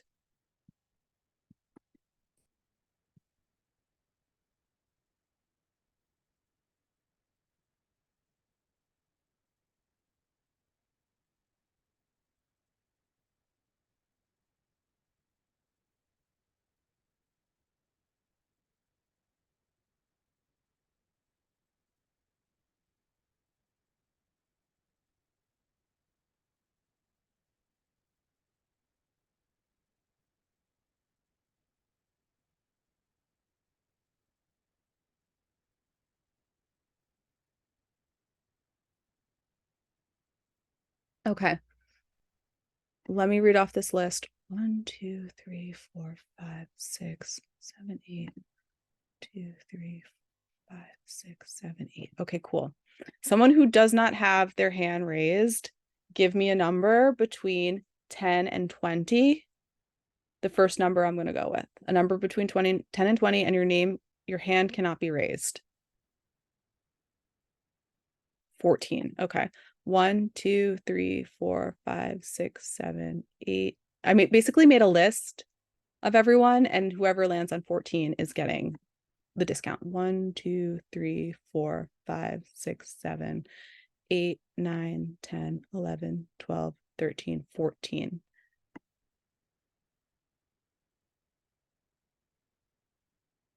Susie is the winner. Okay, Susie, send me your yay. Send me your email. I thought I miscounted for a second. Send me your email and send it now you can send it to me privately in the group chat where it says meeting group chat. You can just put my name and send it to me privately. And I will email you a code for the 50% off.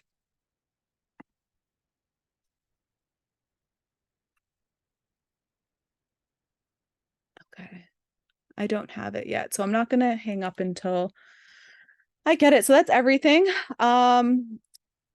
This was really long. I know it was a lot. I'm like exhausted from all of the questions, but they were all really good. And, it's hard for me because I don't know you and I don't know your brands and I don't know all of your specifics, but I do want to give you as much practical advice as possible.